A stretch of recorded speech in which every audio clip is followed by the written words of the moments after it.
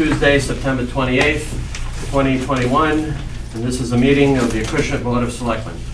Please rise for the Pledge of Allegiance.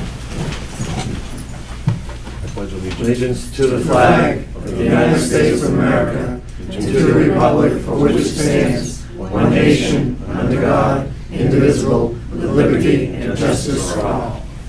Thank you very much. Okay, just want to remind everybody that this meeting is being audio and video recorded. First thing on the agenda is we have the minutes. Need to be approved by the Board of Selectmen from August 31st, 2021 regular session and September 14th, 2021 regular session. Mr. Chairman, I'll make a motion to approve the August 21st, 2021 regular session. And do I have a second? Second. It's 31st, right? 31st, that is correct. I'm sorry. 31st. Do I have a second? Yes, all in favor? Aye. Aye. And gentlemen, do I have a motion for the September 14th, 2021 regular session minutes? Mr. Chairman, I have to abstain. I wasn't present. Okay. All right. Motion to approve. And I'll second. All in favor? Aye. Aye. Okay, first with meeting mail. Meeting mail, I we... did watch, Mr. Chairman, I apologize. I did watch the tape of the meeting, so Okay. I just didn't go through those minutes, so I feel more comfortable abstaining. Very good. Thank you. We have a letter from Amanda Baptiste, who regretfully has to let you know that I am no longer able to remain Secretary of the Zoning Board of Appeals. Since we are in between meetings and have no pending cases, I would like this resignation to become effective immediately. I am, however, open to being on call in a consulting manner for as long as needed if there is something you would like to discuss. I'm sorry for an inconvenience this puts on your office. Very good. Do we have a motion to accept her resignation? So moved. Second. All in favor? Aye. Aye. How do we move forward with this now, Julie? Do we have to post or are we looking? Yeah, we'll be posting for the position. Okay. We'll go from there. All right. And is it do you get a stipend for this position? So the meeting minutes secretaries, we typically have an hourly rate, a specified rate per meeting that includes attending the meeting and doing the minutes, and then an hourly rate for anything, beyond, if they have to, go do work getting the agenda together or whatever. It's at a set hourly rate. So all of our meeting minute secretaries are at the same rate right now. Okay, very good. So when we do that, Ms. Eva, it's basically taking minutes. I mean, some of our are just included in the salary, right? And then Yes. there's, for the ZBA, there is a small stipend in that budget, right? Yes, there is. That just covers for the meeting and then the minutes of the meeting. If they have any additional work that's required by them, they would document those That's that correct. time and we pay them an hourly rate. That's correct. Very good, thank you. All right. I'm going to deviate a little bit from our agenda as written. We have a couple of citizens groups here that would like to have 5 minutes with the Board of Selectmen, which we've agreed to. And first, we can have Slocum Street, Mr. Eric James. Want to come up? Okay. Please go up to the podium, name and address, please. for the Eric record. James, 13 Slocum Street. Okay, I remember, Mr. James, you were here 5 weeks ago Correct. concerning the situation that you have on Slocum Street with speeding automobiles. That's correct, yes. Okay? And so we'd just like an update. You guys approved purchasing 2 speed meters. Mm-hmm. So we would just like an update on that. So I could go back and tell, all these people that signed the petition, I want to keep them informed, in the loop, of the progress of this. Well, I know there is a speed limit sign Mhm. traveling toward New Bedford, which would be west. Well, I don't mean speed limit, I mean the speed meters. Right, the speed meter, the Right. flashes, how Mhm. fast you're going. Mhm. Smaller sign. Right. Are you familiar with that one? So- There's Coming one, up.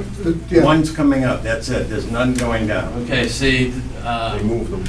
they moved them? They moved They it switched. And it from doesn't work near that Nye time. Street. The last one was near Nye Street facing Right, now, yeah. the west, and then they Right. took that one and they moved it towards, I think it's that little street, Down Hope to it, Street. right. And Down they put it on at that the sign over the there, old 'cause I timeless, know I right, called the whatever it chief is. and I told him it was probably, right after it was moved, I called him because I got a resident's Well, complaint. one day it'll work, the next day it won't work. Yeah, I called the chief and he said something about the batteries. I asked him if he Oh, could it's just go. battery powered? Yeah, It's no solar? No, so I asked him if he could just, and he said, well, maybe the batteries are, crapping out or whatever. I said, look, it really needs to be, fixed. Can we get it over there and charge it, or have the guy, they can communicate with They it? transfer it to solar power? I don't know. I mean, you guys transferred $5,000 to get a couple more or whatever. Are those gonna be solar powered, I hope? Do you have an update from the chief on where we're at with that second one? No, but Or? I'll follow up with him and I can see if he's planning to use solar. I mean, I'm actually surprised the second one hasn't been installed. Well, one was up None there, of 'em. one was up there already. Yeah. The one that's there now, on the left-hand side going down the street, was already there on Nye Avenue. Correct. That was already there before you purchased too. That was already there. Yeah, that was Is it- 4 weeks ago we talked about. I don't know if that second one's been purchased, though. We made the approval that night to purchase a second one, Right. right? Yeah. I Right. think that's what took place. You allotted $5,000 to purchase. Okay. So, it's as too, explained, whatever. if you call the select board office and you get on the agenda, we can have these answers for you, where Okay. the process is. We Okay. did appropriate the money. Mhm. From there, Who does the work from there? who does the work from there? Police chief. The police union?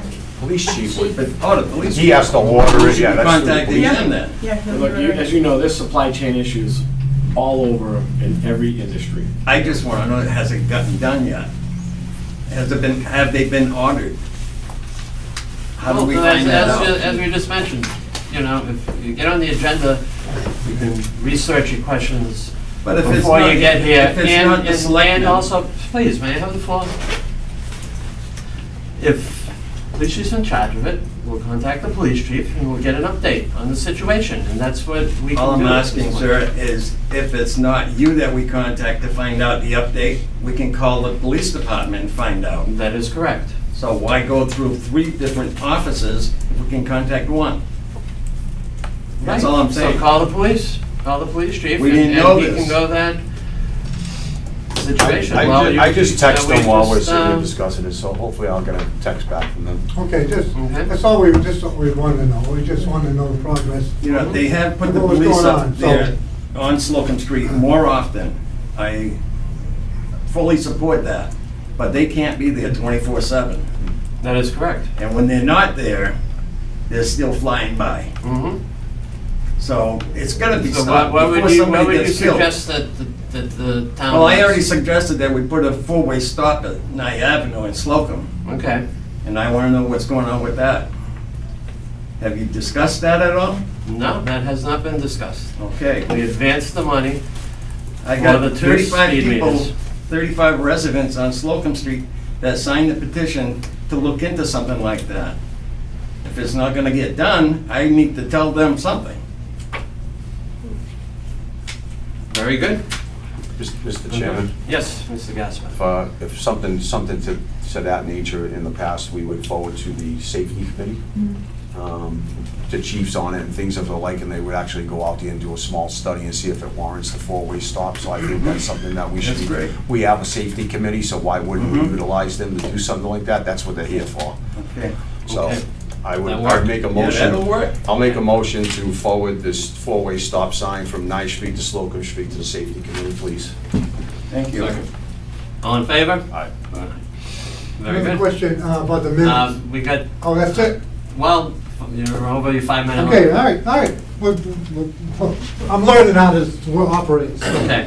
Well, I understand. It's, Okay. it's difficult because we don't have it on the agenda. Mhm. So, to take up that kind of time, it's kind of, Okay.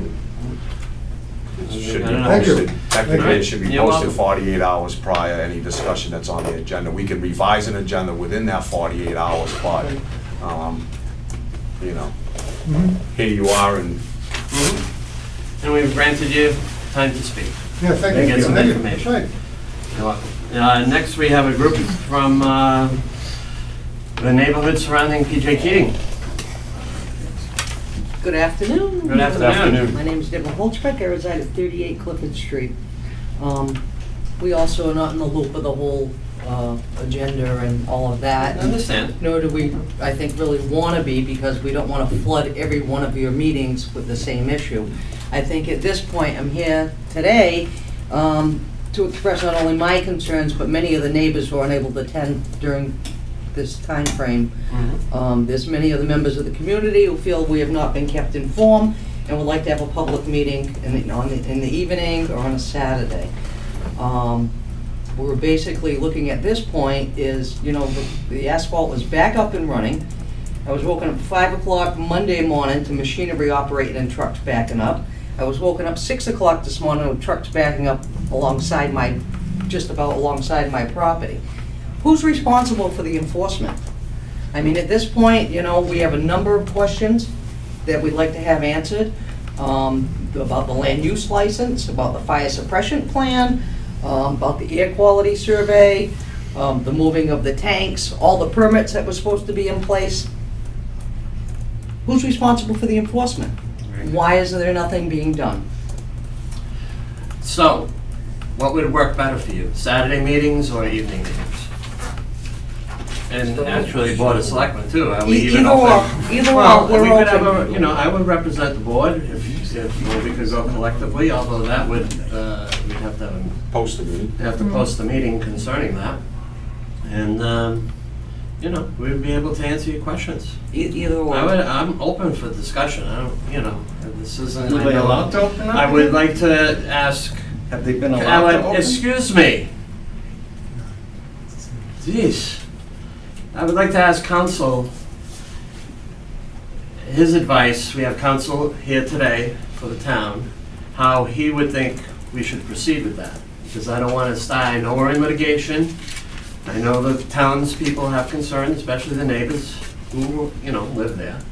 So, Sure. Mr. Blake. Mr. Chairman, my name is Jeffrey Blake. As you know, I'm town council.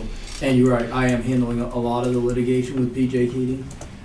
I think that we could straddle a line of being able to address some of the neighbors' concerns, let them know where we are in the process. Obviously, there would be some litigation strategy that I would not want to give to the public and/or Keating, more importantly to Keating.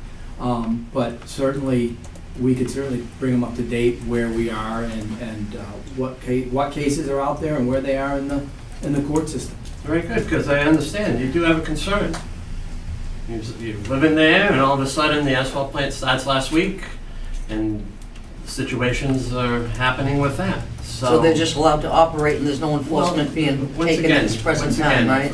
Tonight, we're here to discuss, would you be in favor of having a meeting? And you've heard our council mention what we can talk about on it, and I think that would be the appropriate action. Not to start here tonight and start hashing out situations and issues. Well, I think, the situation is, it's pretty clear. I mean, who's responsible for the enforcement and why is nothing taking place?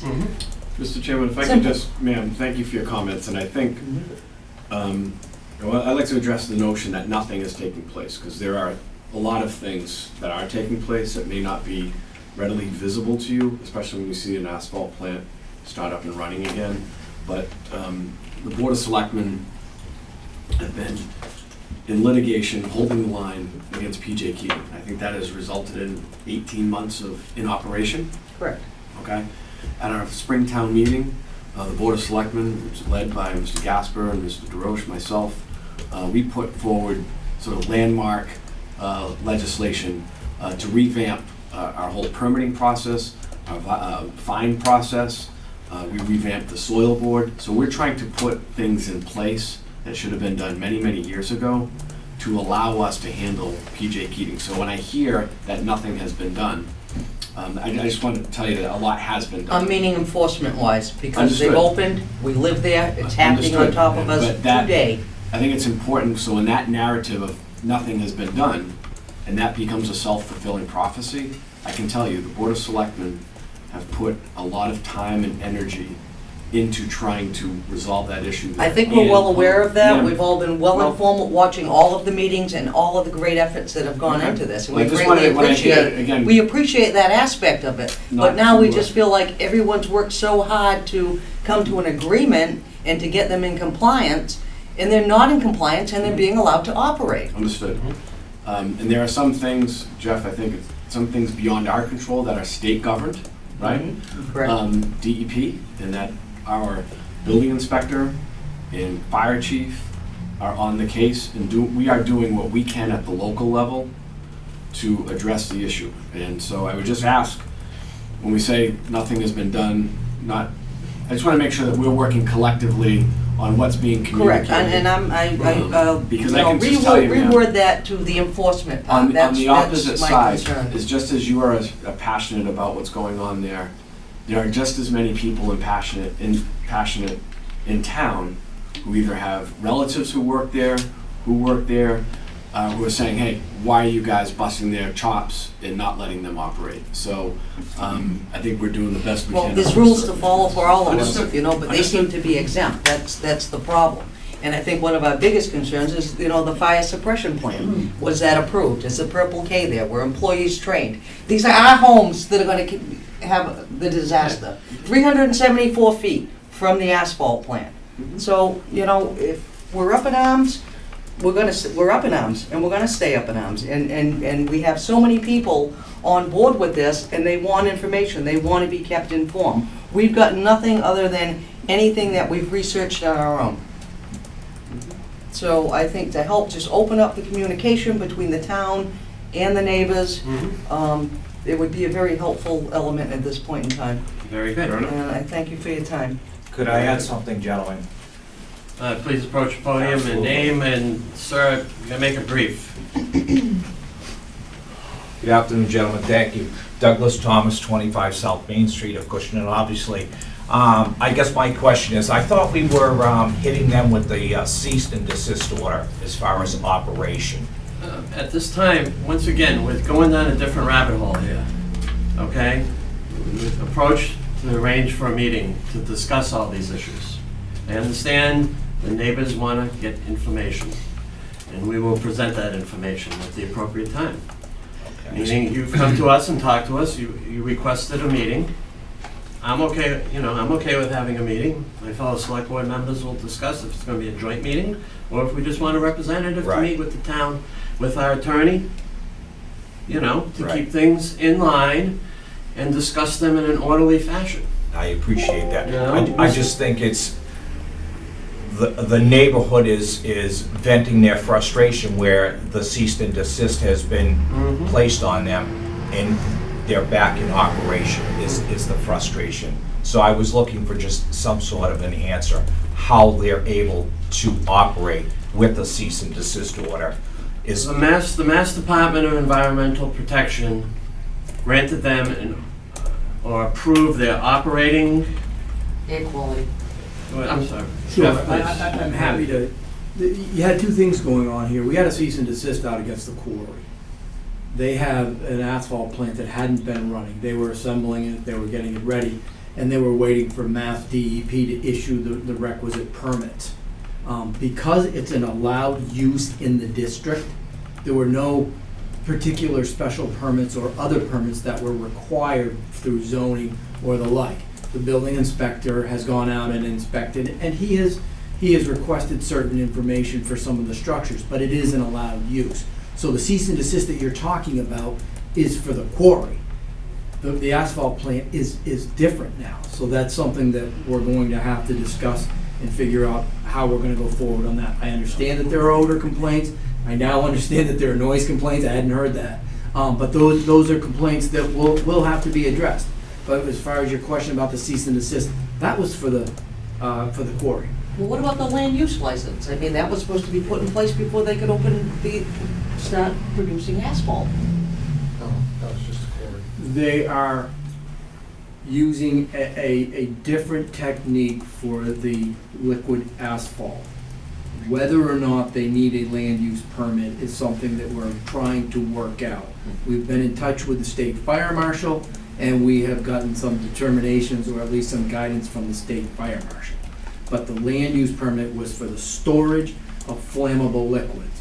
They aren't storing flammable liquids on site, that we know of. Yeah. They're bringing it in, right? Yeah. They're bringing it in a tanker, they're using it that day, and then they're taking it off-site. That's this week. Thank you, gentlemen, for your time. I'll Thank you take very my much. other questions to our hopeful next meeting for updates. I appreciate your time. Very good. Thank you very much. Mr. Chairman. Yes, Mr. Gaspar. Mr. Blake answered the question basically the same way I was gonna answer the question to the young lady. The stipulations were wrapped around the quarry side, and as Mr. Blake noted, they are offloading through via a tanker truck, which supposedly was worked out with the fire marshal, because the fire marshal originally went in there and tagged out those tanks, but I guess PJ Keating had some discussion with the fire marshal, and I'm assuming, because I haven't heard the discussions, that they've okayed that process. And that's that, and we do have to be very careful of how much information we disclose, because we still are in litigation, so I wouldn't be in favor of having a discussion with all my residents without town council being there to make sure that we're not saying things that we shouldn't be saying, because it will compromise litigation, so we need to be Right. very careful of how much we say, but that's where we're at with that. But there were also another number of permits that were supposed to be obtained prior to opening on the asphalt side, and that was the stormwater permit, the soil conservation permit. Unless I misunderstood some of the So I past think the meetings. biggest, from what I've gotten over all the time that I've worked on PJ Keating, and I've spent exorbitant amount of hours doing those first two stipulations for the quarry side, and I told them leave the asphalt out when I spoke with management, because I basically told them, if you want to piss me off, let's talk about the asphalt plant, right? So we talked about the quarry, and that's where we made the stipulations.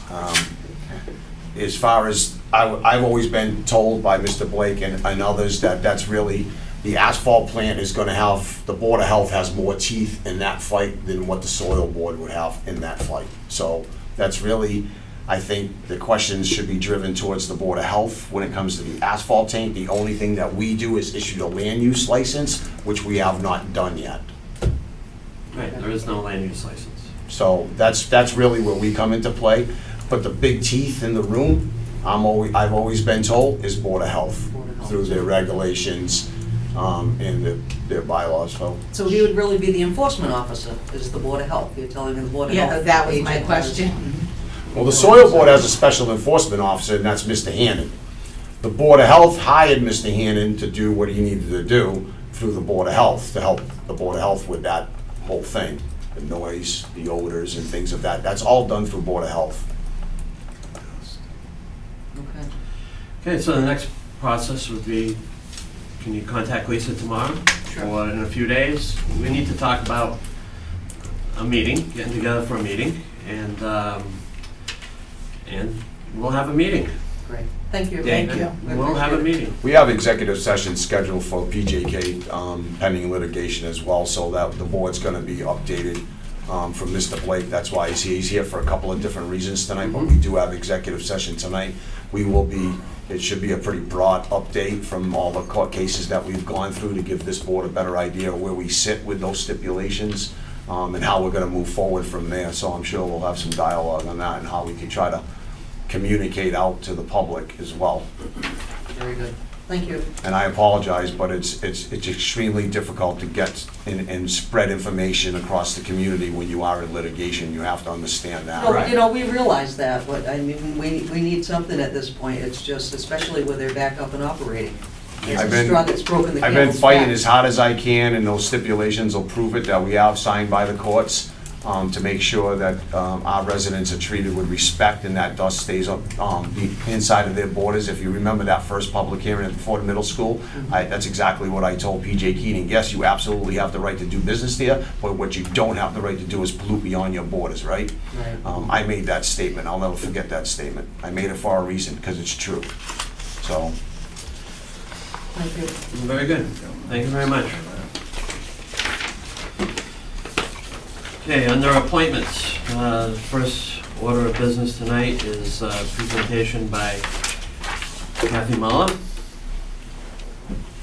concerning invoice cloud presentation. And this is a payment system that the town would utilize to pay their bills, is that correct? Yeah, well, I Or actually looked citizens into would. 3. So you have Unipay, which we currently have, which is not ideal for, it's not user-friendly, really.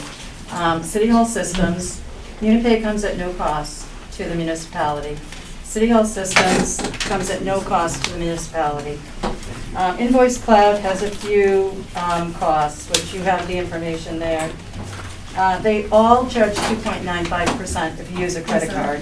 They all charge 50 cents per transaction if you use an ACH. Can I ask a question? Yeah, The percentage rate on that, if you use a credit card, you said, what was it, 2.9 or 2.95? 2.95%, and that's, every one of them is charging the same amount, 2.95. And that goes to the payment processing company, not us? Correct, not to us. Correct. No, Okay. not to us. Thank you. Unipay and City Hall Systems, it's 50 cents on an ACH per card. Invoice Cloud is per transaction. So it's an additional 50 cents on top of the 2.9. No, 2.95 is strictly credit card Okay. or debit card. Your 50 cents is an ACH, that's a check. What's an ATH? A check? ACH, check. That's a check. So if you pay it by check, by your own personal check, it's 50 cents Okay. Online. online. Okay. This is all online. Okay. Yeah. Who gets that fee? We? The town? 50 cents they do. This We don't company? get- Yeah, these fees, they get. Okay. All right. If it's a chargeback, right now we get $25 on a chargeback. That's an insufficient fund. Invoice Cloud wants $15 of that. So every time we have a chargeback, right now we collected $1,025 last fiscal year. If we do Invoice Cloud, we're gonna collect $410 on that. The bank charges, when I was in business, the bank would, even with a bank and through the business, if I collected a check and it bounced, Yep. they banged me 25 bucks. And they're anyway. they're gonna hit the resident probably too. Their bank is probably gonna hit them. Teach you not to bounce a check, right? Right. Correct. It One is would what- hope. it is what it is. Right. Let's see, if you do e-billing, which Unipay does not offer, the board has to approve that. You have to adopt that. E-billing? And e-billing is, you're not getting a bill mailed to you. So you're essentially setting up an account on one of these online systems and your bill will be online. And do we charge a fee for that setup charge, call it a setup They're, charge? what they're gonna charge you, Invoice Cloud is gonna charge 40 cents for each e-bill that you do. We mail bills out, and those are at a cost of, let's see, 38 cents is per postage.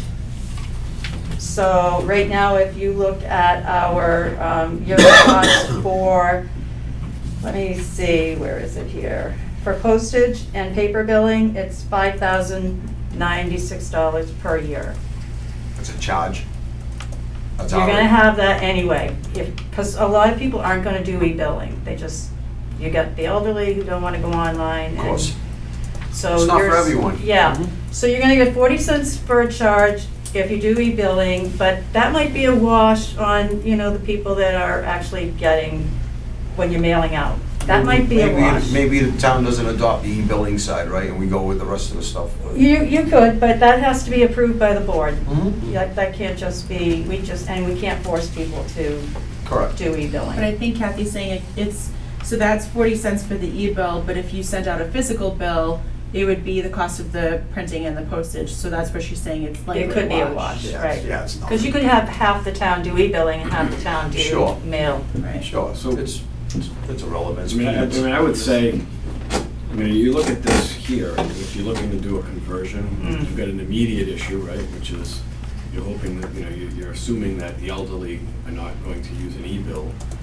But if if the point of this exercise is to eventually get to a point where you are e-billing, and right, not everybody's gonna be Right, 90 years old, right? So, Right. if you're capturing the people who are a little more tech savvy, and so where are we gonna be 5 years out, Right. 6, 7, 8, 9, 10 years out, right? And if you're able to make a decision now where you get the most bang for your buck 10 years out, Mhm. and you're able to assess personnel, all that, right? I mean, I think, to me, you know, this isn't a lot of money to execute this and provide. I'm still gonna, I'm Convenient. still gonna talk to them about this $15 fee. Assume everything's negotiable. Can I Mr. Chairman, I'm sorry. No, please, Mr. Gaspar. I was just gonna, I just had a simple question. How much is it now, and how much will it be to administer the new system on an annual basis? Well, right now, the town doesn't pay anything for any of this. We pay for mailing out our bills, but that's always been, Of course. yeah. But right now, we don't pay anything for Unipay, you wouldn't pay anything for City Hall systems, and the fees for Invoice Cloud. Now, Invoice Cloud is pretty sophisticated system. They are good. City Hall systems I have used, and City Hall systems pretty easy to navigate. You also have the ability to look back 5 years, 6 years, 7 years at your bills, which would cut down dramatically on people calling us for Oh, it says 2 in here, though. It says 2 in this documentation, I believe. 2 what? 2 years, you can look back 2 years. That is on Invoice Cloud, or was that Unipay? City Hall systems, you can, up to 5 years. It's the capability of viewing bill history for 5 years.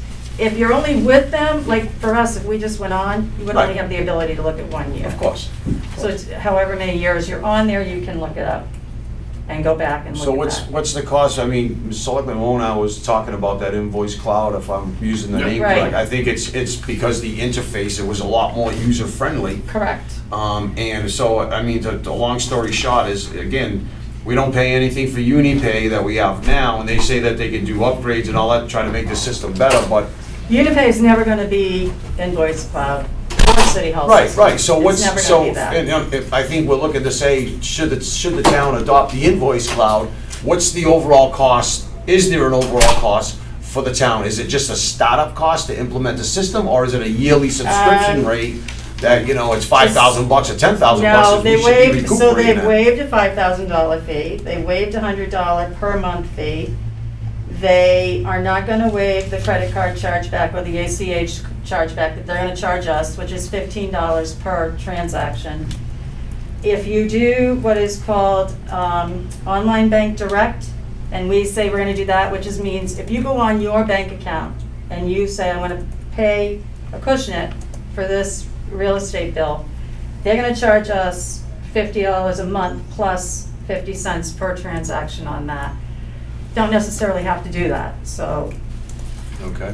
I mean, again, maybe I'm like oversimplifying this here, but I have Invoice Cloud through the city of New Bedford for a property that I have. Right, And I get an email, yep, I hit click, and I'm done. because you And then set it all up. And I set it all up. Right. And I get a receipt, an invoice receipt. That's it. Literally, like, I'll do it from my bed. Right, you Right. can, and they'll send you a That's text. what it seems. So Yeah, so they'll even that's all I'm send you looking a for text. here, right? Which is So Lakeville has Unipay, to it, me, is Dartmouth off has the it. table.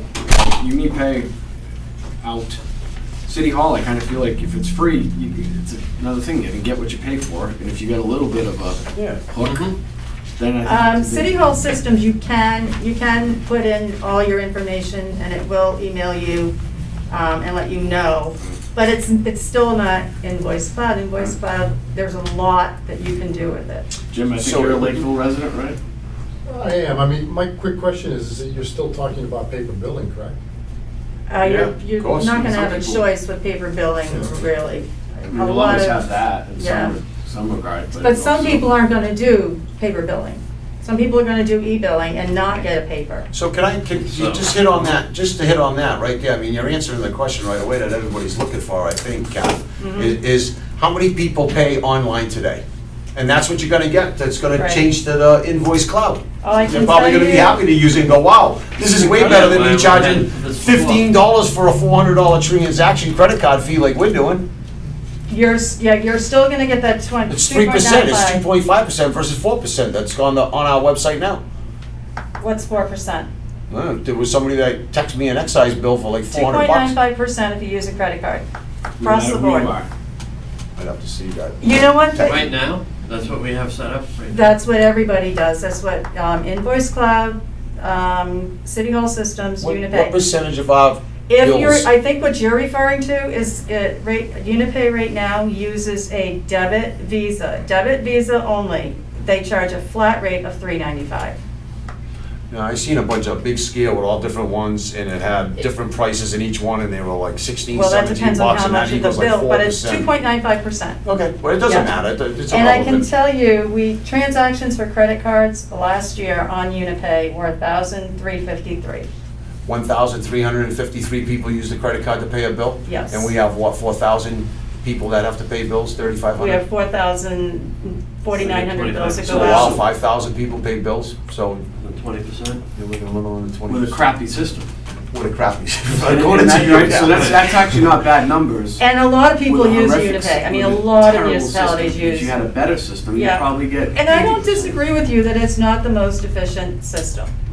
What's the overall cost to the town, though? I mean, from the invoice cloud, is it just? I wouldn't know what it's gonna, well, it's gonna cost you $15 for any chargebacks, and our chargebacks were, Oh, we pay $15 for a chargeback, but don't we collect that back from the? No. But that's a we tiny right now wire collect for a $25. chargeback. It's like a minimal piece of. Invoice Cloud wants $15. They want us to pay them every month, yeah. every Yeah, well, chargeback that's fine. They $15, take a and we'll cut. get 10. You take a cut out of our And money. so far, that's, I mean, the 50 cents the resident's gonna pay if they use an ACH, they're gonna pay 2.95 just with any system. Mhm. And that's on New Bedford's too. I looked up New I Bedford's. mean, we're talking pennies. Yeah. Okay, this isn't a lot of That's money. what we're talking is, we're losing $600. You're losing $600, right? What's $600 in It's a a rounding $32 million budget? It's a rounding error. I mean, So- if that's what your office feels that'll work better for your office, Kathy. I think the system, I mean, Unipay is not, it's not really user-friendly. It doesn't do a lot of things that, like, this would cut down on phone calls to our office Oh, there you because, go. That's you know, time, that's you have all money. these, $6,000 a year. tax Well, service, If yeah. you're on the phone for 10 minutes, That's correct. if she's on the phone for 10, 15 minutes with a resident, the collector's on the phone 10, 15 minutes solving a bill And that's- problem. that's When all they they- can go on Invoice Cloud and look at their history and go, oh, That's right. there's the error, or there's the charge. Or, hey, I need a copy of my bill because I want to Kelly's submit gonna like my taxes. That we get a lot of. Kelly's gonna There's Mr. Merritt, Yeah, too. yeah, yeah, I'm saying, you know. Mr. Merritt? Mr. Chairman, I would just say that I was surprised at the number of people who were very quick to pay online. I didn't think particularly the contractors would do that. They had absolutely no issue with the percentage that they Right. charged, and most of the, and it does save my clerk a lot of time writing out receipts. Mhm. Very There good. you go. Ms. Costa? So we're saving money now. And they actually do give you 3 warnings that you're agreeing to this 2.95% when you use that credit card before you check out. And how do we from our, I'm sorry, Mr. Chairman. Oh, okay, no, you. No, that's Kelly? fine, you can go to Kelly. on that. Kelly? My only question is, if we go paperless billing, and obviously the taxpayer has to take the initiative to set up their account, of course, our goal is to get the tax bill to the right person in this exchange of property. How is the town notified in order for that to happen? Is there a mechanism? That I for have that? no, I don't think you'll ever see go paperless billing, first Okay. of all. I don't think that's ever gonna happen where you have 100% paperless billing. Okay. Yeah. So, It's something that people have to sign up for Yeah. I paperless think the billing. paperless billing is like. Like with your electric. The expectation is you'll never get something, you'll always get something in the mail. You just have the option to pay it with a click. That's what the paperless we billing have, is. so, I don't know if you were sitting here when Kathy started off her opening. She said that that's a decision for us, the Board of Selectmen, whether or not we want to make the decision for that paperless building option. But then you get some people that don't get it, some people that are getting it, so we just say, no, we're not. We're just going to send everybody billing because that's the system we have in place. We don't want to disrupt that system. Mr. Wone is saying, at least when I get my bill, I go online, I can see that same bill, right? And all I do is hit click and he's back to sleep. Right. Right. And it also texts you, because they Yeah. when they did Yeah. they sent a text. And you don't have to me. write out receipts like Mr. Right. Maron, you're saying, I mean, the secretary, Yeah. anybody's taking time to do this stuff, and you already know, we all know when we go, people are sitting there, Right. moving And it'll along. work well for gyms, you know, they've got the building permits, you Yeah, know, sure, all I of, mean, you know, I know a lot of people dog do it. licenses, you can do all of that. So what do we need? We need any further I'd say a motion to to, approve invoice cloud? yeah. Is that how you guys You feel? don't see any massive future costs because they waived the first 5,000, are we I gonna? asked them that. I Anything asked coming them in that. year I 2, did year ask them 3, that. year 4? And I really, I'm gonna have another conversation with them about the Julie's our procurement JCHD. officer. Yeah, right? what? So Yeah. Julie, if you would work with Kathy to Yeah. negotiate the best deal, Mm-hmm. you know, have look-back periods and, you know, whatever. just Try to get a the 3 or best, 5 year agreement You know, Mm-hmm. and know what the 3 or 5 year agreement is. Because a lot of this, I invest in a lot of companies that do the subscription-based model, and that's all this is, and that's what they want you to do, because that's where they make the money, right? So, see what it is, and Yeah. let's go from there. I mean, to make a motion to have Ms. Hebert work with Ms. I mean, it's gonna take some time yeah, to it's gonna be a implement conversion it. period. Sure, and, Yeah, you know, sure. yeah. But get together with the company and maybe do like a little meeting with Ms. Hebert and put the information together, and then Ms. Hebert can either just bring it back to the board, or you're more than welcome to come at any time of our meeting Yeah. and say, here's the deal, this is what it's gonna cost, year 1's free, year 2 and 3 and 4 of the agreement is gonna be X, Y, and Z, and it sounds to me like we're making money, we're not losing money. Yeah, you may have more people that wanna do this online and not, they may not wanna do. I'm talking about it. our personnel. I mean, we have employees that are Well, see, standing there that's- talking yes. for 10 or 15 minutes. They could be more productive sitting in front of the Right. computer doing processing information, whatever they're doing, Yeah. instead of sitting there jabbing all day. Yeah, and they can call into Invoice Cloud and they can find out that information. And that gets, how does that system get reconciled? Does it get reconciled at the end of the month? It's or is all it in the weekly? cloud, everything's in the cloud. It's still gonna, you still have to download it just like you would for, Okay, all the same. But we use Munis, and they, Invoice Cloud and Munis are all, are all in the cloud. So they've assured us there's no issues there, everything's gonna be updated immediately. But you have to download the file, that Can you you have run to them do. parallel? So instead of dumping UniPay, can you bring in Invoice Uh, Cloud? And run it Well, for parallel now, until you get this I fully don't- set up? I think it's gonna take a little bit of time to get Invoice Cloud set up. I Right, think that's why I'm saying, can there's you a run process. parallel? Yeah, I'm gonna do that for now. You know what I mean? Yes, yeah.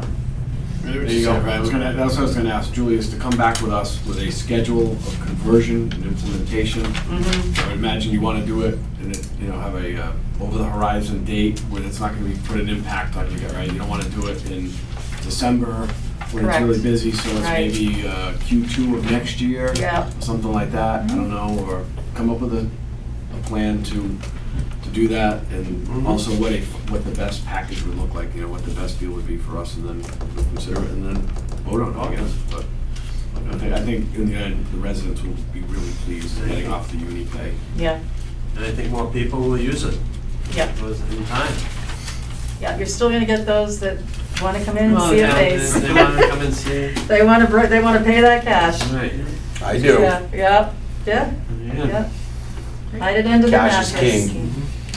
I'm surprised at the number of contractors might come in, and when we tell them their permit fee is $2,500, they reach in their pocket and they pull out a lot of Yeah. cash and pay it. Yep. Just- That's how I pay my bills, cash money. Well, very good. Okay, Is there anything Thank you. further, Ms.? No, Ms. Will? Very good. all right. Kathy, thank you very All much. right, thank you, have a good night. Very good. Thank you, Kathy. Yeah, thanks. You want to take it, can go out of order?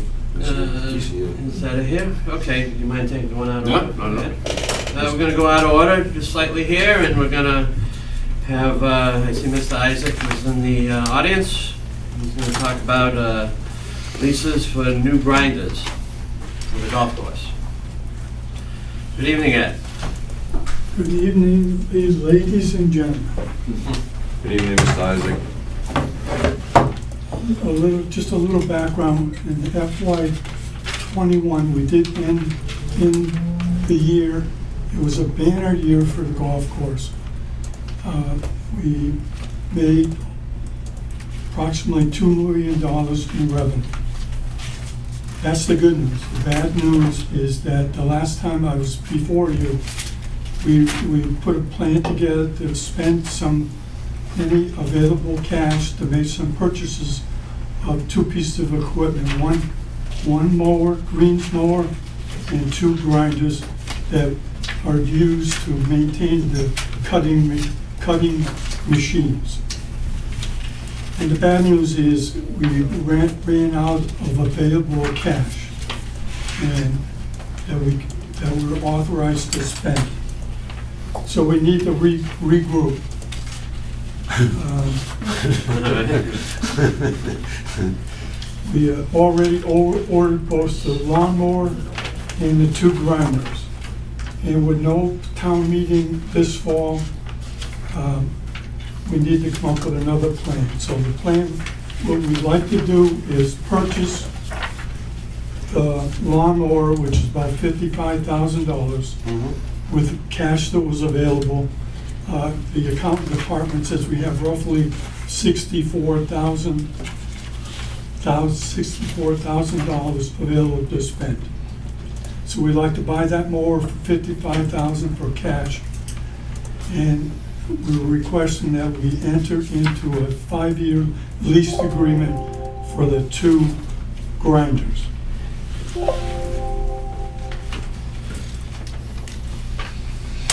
What was, Payment would start, we'd start the lease as soon as we receive the equipment, which is, before the end of the year. So basically, the 5-year lease would start this year, FY '22, and go through FY '26. Julie, can I, Mr. Hyde? What is he talking about, he ran out of cash? So, at the end of the fiscal year, we did transfers for them, the $100,000 in there, the golf reserve was moved to their expenses. But between that and whatever other expenses they had to fulfill the end of their fiscal year, they only ended up with $64,000 left for these purchases that they had asked for you guys, the mower and the 2 grinders. So initially, I think Ed and the golf committee thought that they would have more than that, enough to cover it. But then at the end of the day, when all of their expenses came out and they have their back charges for like health insurance and things like that, they ended up with $64,000. So Okay. they only had enough from their FY '21 encumbrances to pay for that mower, and now they still want to have the 2 grinders. So that's where they're looking at their funds for this year and looking at doing a potential 5-year lease to cover the 2 grinders. What's the 5-year lease, what's the cost? Yeah, what's- What is it a year? $14,000. It's $14,000 a year? And these grinders are what they use to cut the grind the blades for the mowers that we Right. use on an everyday Right. basis, right? It's got So you're kind talking of like 20-year life, 70 grand.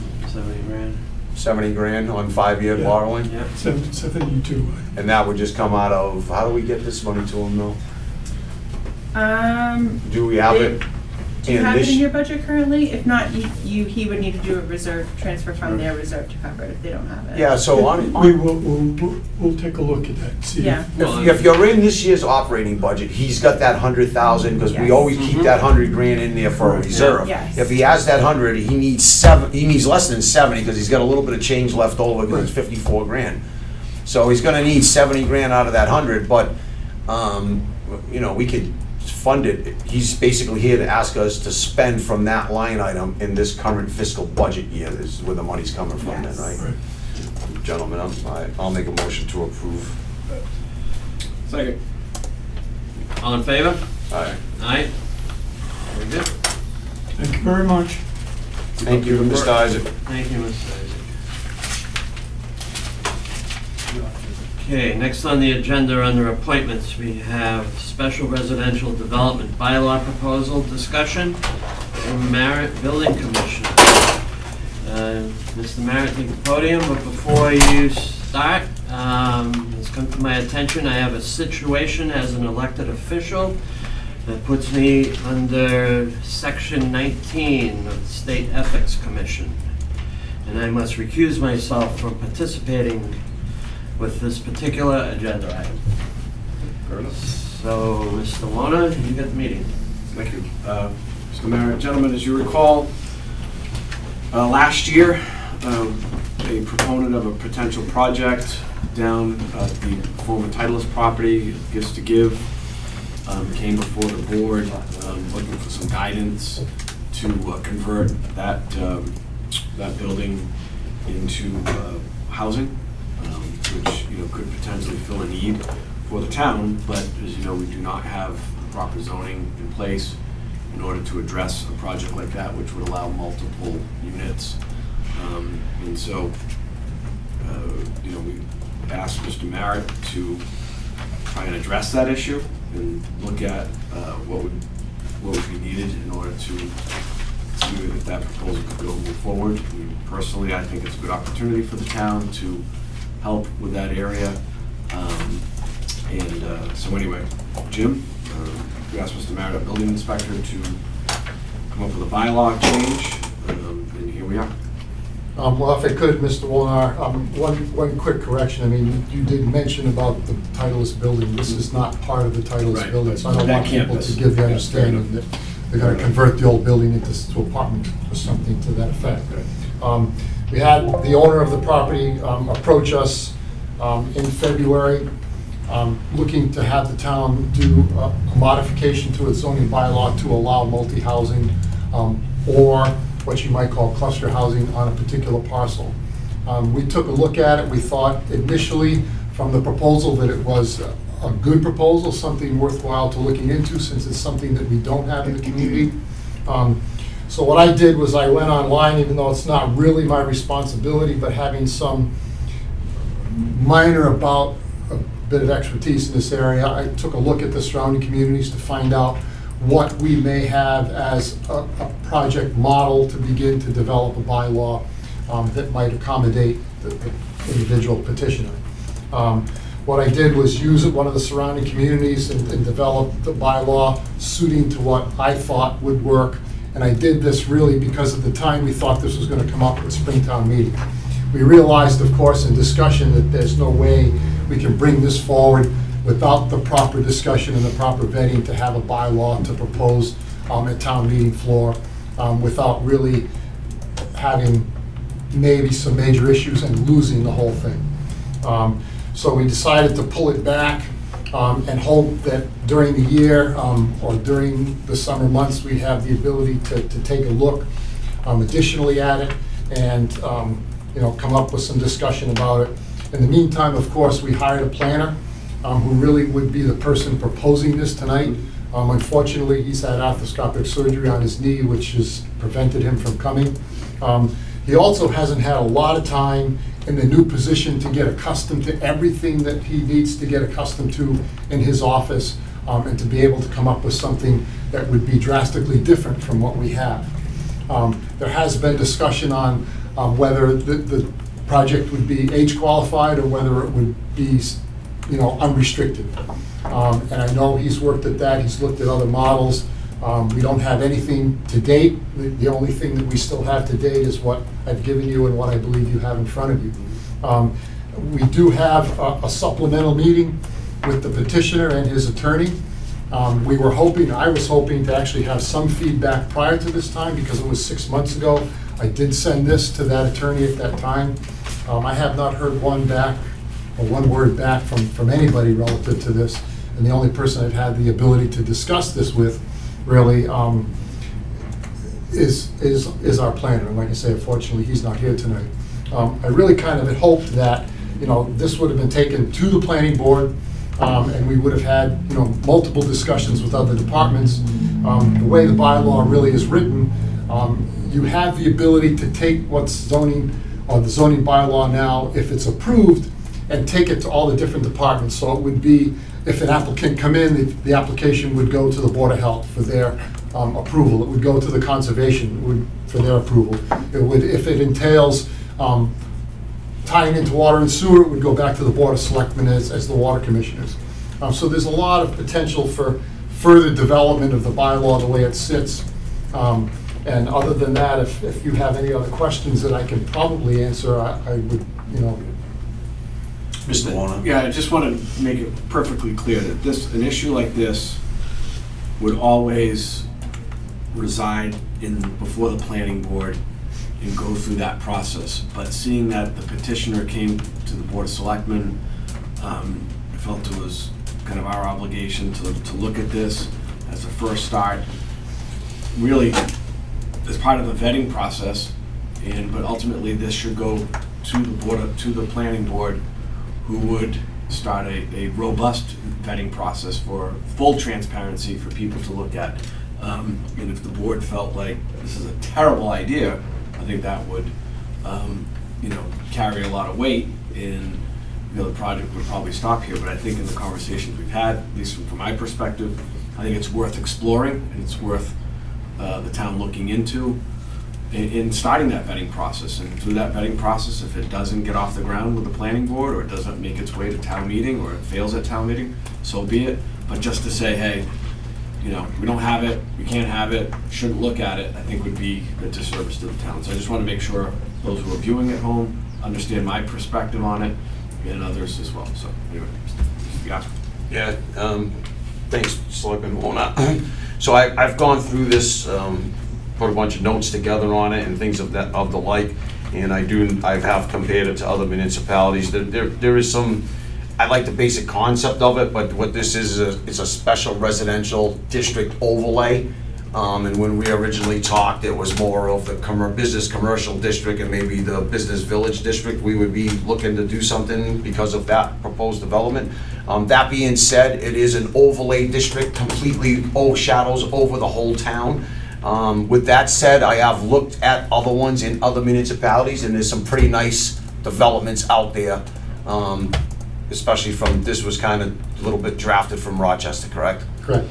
So when I first initially looked at it, there's some numbers in here that, you know, are disturbing, and, you know, and it's nothing of great matter, but the frontage from a minimum of 50 feet from a public way. It's originally written 150 feet, and they also have some pretty good language in there. Projects exceeding 30 dwellings shall be 225 feet of frontage. Little things like that I think we need to really concentrate on, so it ain't these little pieces of parcels being developed. Buffer zones are 100 feet, this is 40-foot buffer. And then the other one is the space between the buildings. This one says 24 feet, it's 80. There's some draconian differences in these numbers. And I think that if we could get over that hurdle of some of these draconian changes from what we see in other communities and use more of a universal number instead of these kind of changes that are probably wrapped around certain individuals' tracts of land, as this somewhat seems designed around, which is a little concerning. But I'm surely, you know, again, I thought it was just gonna be the business commercial district, the business village district. We start off baby steps, see what one comes out looking like, and we continue to move further, instead of just overshadowing with a special residential district over the whole town. And if you get three or four of these concepts going at once, and you end up with problems, you open the floodgates up for problems, instead of, you know, let's take this one and use it as a model, and then we can kind of move it out into the community as we see fit. And not only that, is you're not just overdeveloping the town in one decade, or 5 years for crying out loud, and taking up all that space and not saving any of our space for the future generations. That's really my concern. We have to be respectful to future generations. So if we could do this and scope it down a little bit, and you know, provide a little bit more accurate numbers when it comes to this, I'm all on board. I think we endorse that project down the road.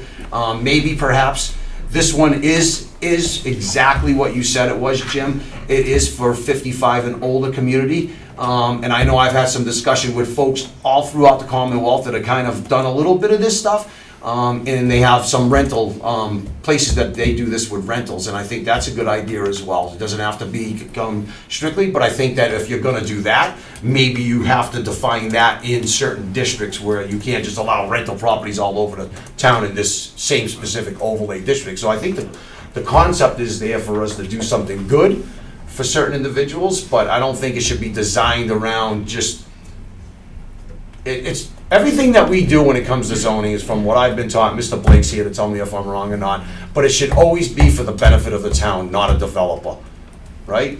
Correct. And I think when I look, Mr. Blake, am I correct? Yeah, I agree So with that I think statement. when I look at this, I'm scrubbing my head with some of these draconian changes in numbers. Look, I think that we can easily work with the planning board and figure out, the new planner, and figure out what numbers actually work based on a consensus of what other communities are doing, and say, okay, this is what it is. I mean, we have some congestion here.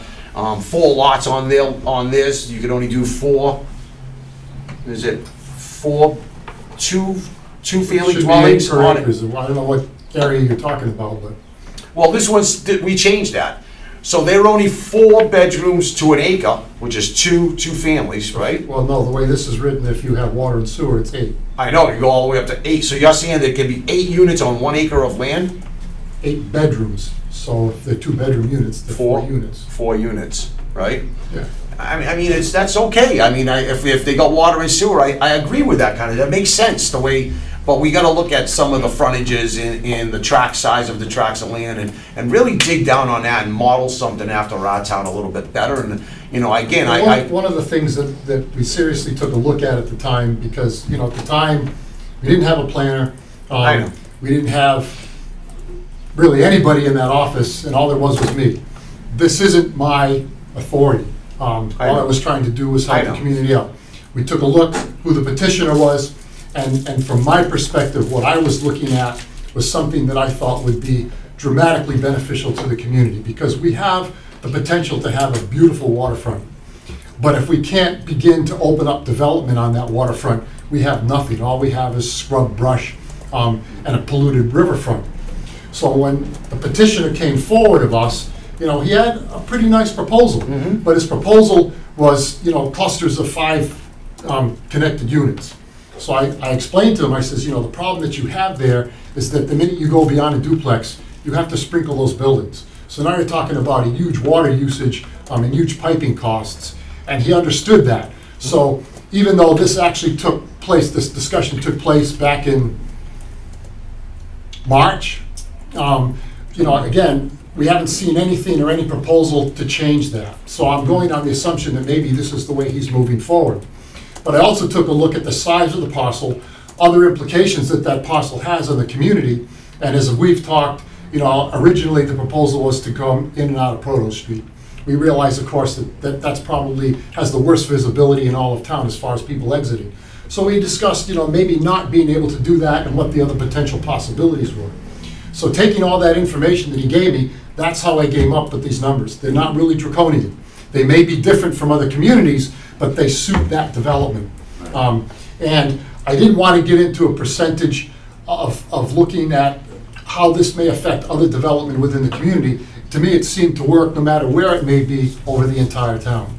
And, you know, again, it needs to go back before the planning board. And in reality, there should be a discussion of those department heads who have an interest in this, which would be conservation, board of health, planning, maybe myself, and including the board of selectmen, to find out exactly what the particulars are that we don't think work in this bylaw in order to move forward. If we don't do it now, if we're looking at a town meeting in January just to discuss this item, that may be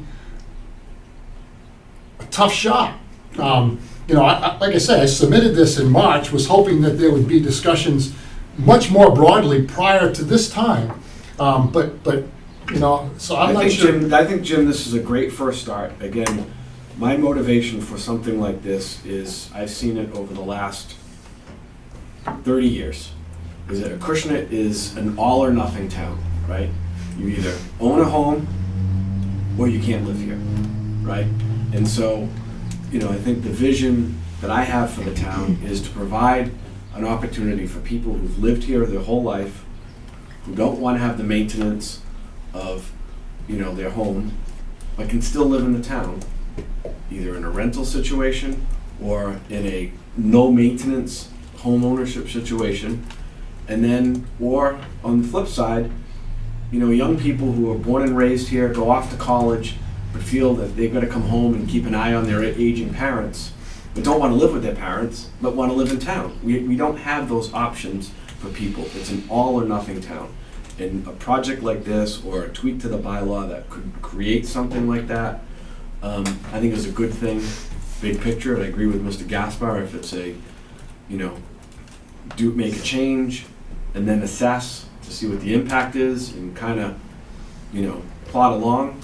I think that makes sense. From a process standpoint, I wanted to see the board at least discuss this to get it off the ground and maybe make the recommendation that while this may not be the final product, the concept is good enough to ask Mr. Merritt to go to the planning board, present it to the planning board, and ask them to kick off this process of vetting it, talking about it, putting it before the community with the target of going before town meeting in January, where it's, you know, where we can take on policy. I think 3 months should be ample time to look at it, and if it's not ripened then it should be for the spring, for sure, right? But to just sit around year after year and do nothing, I think is unacceptable. So I- thank you for doing this. I agree, Mr. Lone. I mean, we talked about it. We actually got to see a rendition of the property that was being proposed, and the first thing I said, it was beautiful, and we talked a little bit about the age restriction thing. And I've talked to a lot of people that there are some that are just rental units,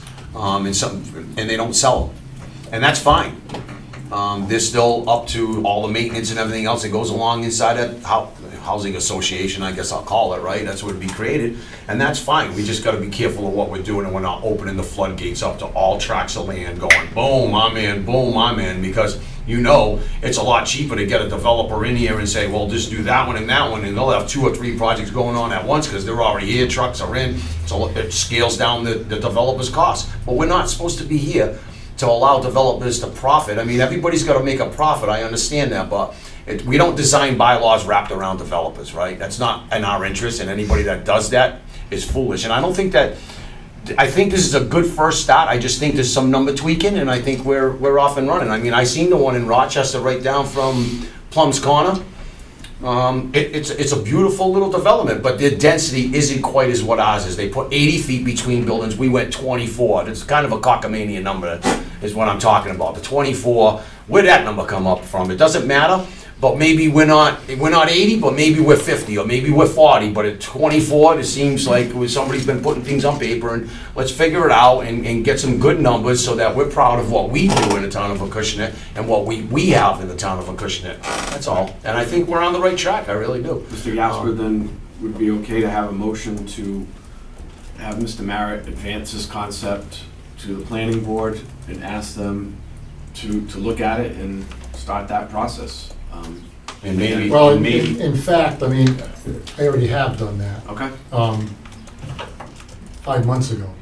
right, but you now, know, they've got now Planner. a They have planner, the planner. full-time person. Right. You know, we're trying to get him the tools he needs with the proper software and all that stuff. I think back then, I think now's the time to look at that, so. Yeah, I mean, Mr. Cinerizio was an opponent of mine, and we had a great conversation after the election, and one thing that he emphasized to me is, let's put the election behind us now, and our indifference is behind us, and let's work towards the future to make the town of Acushnet a better place. And I agree to that, so I think the chairman and I have a mutual agreement that that's what we plan on doing, but we're gonna do it in the best interest of the community. The one comment I may have about this is that, you know, when you talk about rental units, I would seriously discourage the allowance of rental units in these developments, because when you have a person who comes in and buys 5 or 6 units for no other reason other than to rent them and to earn himself money, those rentals who come in aren't taken care of the same way that an ownership does. I mean, let's make Well, it clear. well, I think we're talking like, you know, if you're looking for haven, like a Dana Farms, you know, something along those lines. We're not talking, you know, tenements, 3-family tenements or that type of stuff, you know, so. And I don't think that, I don't know of anybody who's actually done a development and then sells off, you know, let's pretend there's 20 units inside of a development. Sells off 15 of them to individual families, right? And then says, Kevin comes in and says, well, I'm gonna take your last 5 and I'm gonna rent them. How's that gonna work? I mean, the association would probably have a massive problem because there's gonna be an association filled up. So I would think that the developer or an individual or a business entity, an LLC, whatever you call it, would buy the whole project and say, we're gonna use these as rentals. However we go about doing this, I'm fine with. I think we need to do something to model so that our residents look at it and go, that's actually really nice, but why don't we expand that? Instead of just going, oh, let's overshadow the whole freaking town and let everybody go gangbusters and put them in where we have a lot of 3 to 10, 20 acre lots on, and I own a farm and I got some little development like this. That's all I'm saying. I think we need to take baby steps and not open the floodgates. And I understand that we'll be developing, and I think that we have a lot of work to do with the new planner. Maybe 1.5 acre lot sizes has shelved its useful existence, right? Because these monster homes are being built, and like Mr. Wona said, we're shutting out the younger generation. Actually, we're really hurting our elderly as well, right? The wealthier our community gets, the less state aid we get, the higher our taxes go. That's the equation. So if we can bring in, maybe we do redistricting, maybe we maybe we lower lot sizes to 1 acre, instead of it being 1.5, we leave the 1.5 to the north end, and we do a little zone somewhere else that says, hey, we could do 1 acre lots over here, right? Where you are a little more clustered up, but it's still bigger than what's existing in the particular neighborhood or budding neighborhood. That might make sense to our people of the community, right? That's how I'm starting to think, is we need to do something, because houses have just gone through the roof, and I know that land's expensive and people are just dumb buying houses, I guess, but and they want to pay $500,000 for a 3-bedroom ranch. Knock yourself out. It keeps going up. I might sell you mine. I mean, that's the way I look at it. But I think this is a good start. I think we should be able to do something with the planning board, working with the planning board to move this forward. Whether it's only in the business commercial district and residential district to start, who cares? It's a start. We've made a lot of progress. That's how I look at So, it. Mr. Chairman, I know, Jim, you sent this already, but I think just to sort of like put a bow around this, you know, I'll make the motion, or you, to ask Mr. Merritt to go present this to the planning board, and ask that, what's the name, ask that they review this and kick off the process of publicly vetting this. Absolutely. Yeah, and, well, you know, I think that some things need to be changed. Yeah, obviously. that will take place You during the know, I vetting think that the process. planning board, I think Doug, the planner, we should be getting a better consensus of what's there and what we can do with it and everything else. And maybe it's not a whole district overlay Right, over that's what I'm town. saying, Mr. Chairman, is that once it gets to the planning board, then I think you, or any member of the Board of Selectmen, or you would have the opportunity to provide input, but it can't be vetted here, because They're the ultimate. Right. deciding They authority, do zoning. right? Yep, So, yep, they're the ultimate authority for zoning, so all right. I'll second that motion. All right. Get the process All in going. favor? Aye. Aye. All right, thank you. Thanks, Jim. Have a good night, Jim. Thank you. All right. I guess, Mr. DeRoche, you come back? David, we're done.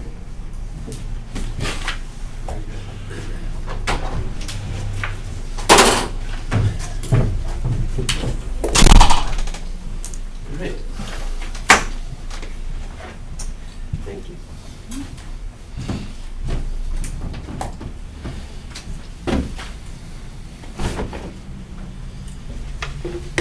Okay, very good. Mr. Chairman, just so you know, you can see it on YouTube, whatever, but we voted to send this bylaw off to the planning board. As you know, this is where this stuff needs to be litigated and vetted, but we ask that the process officially start there.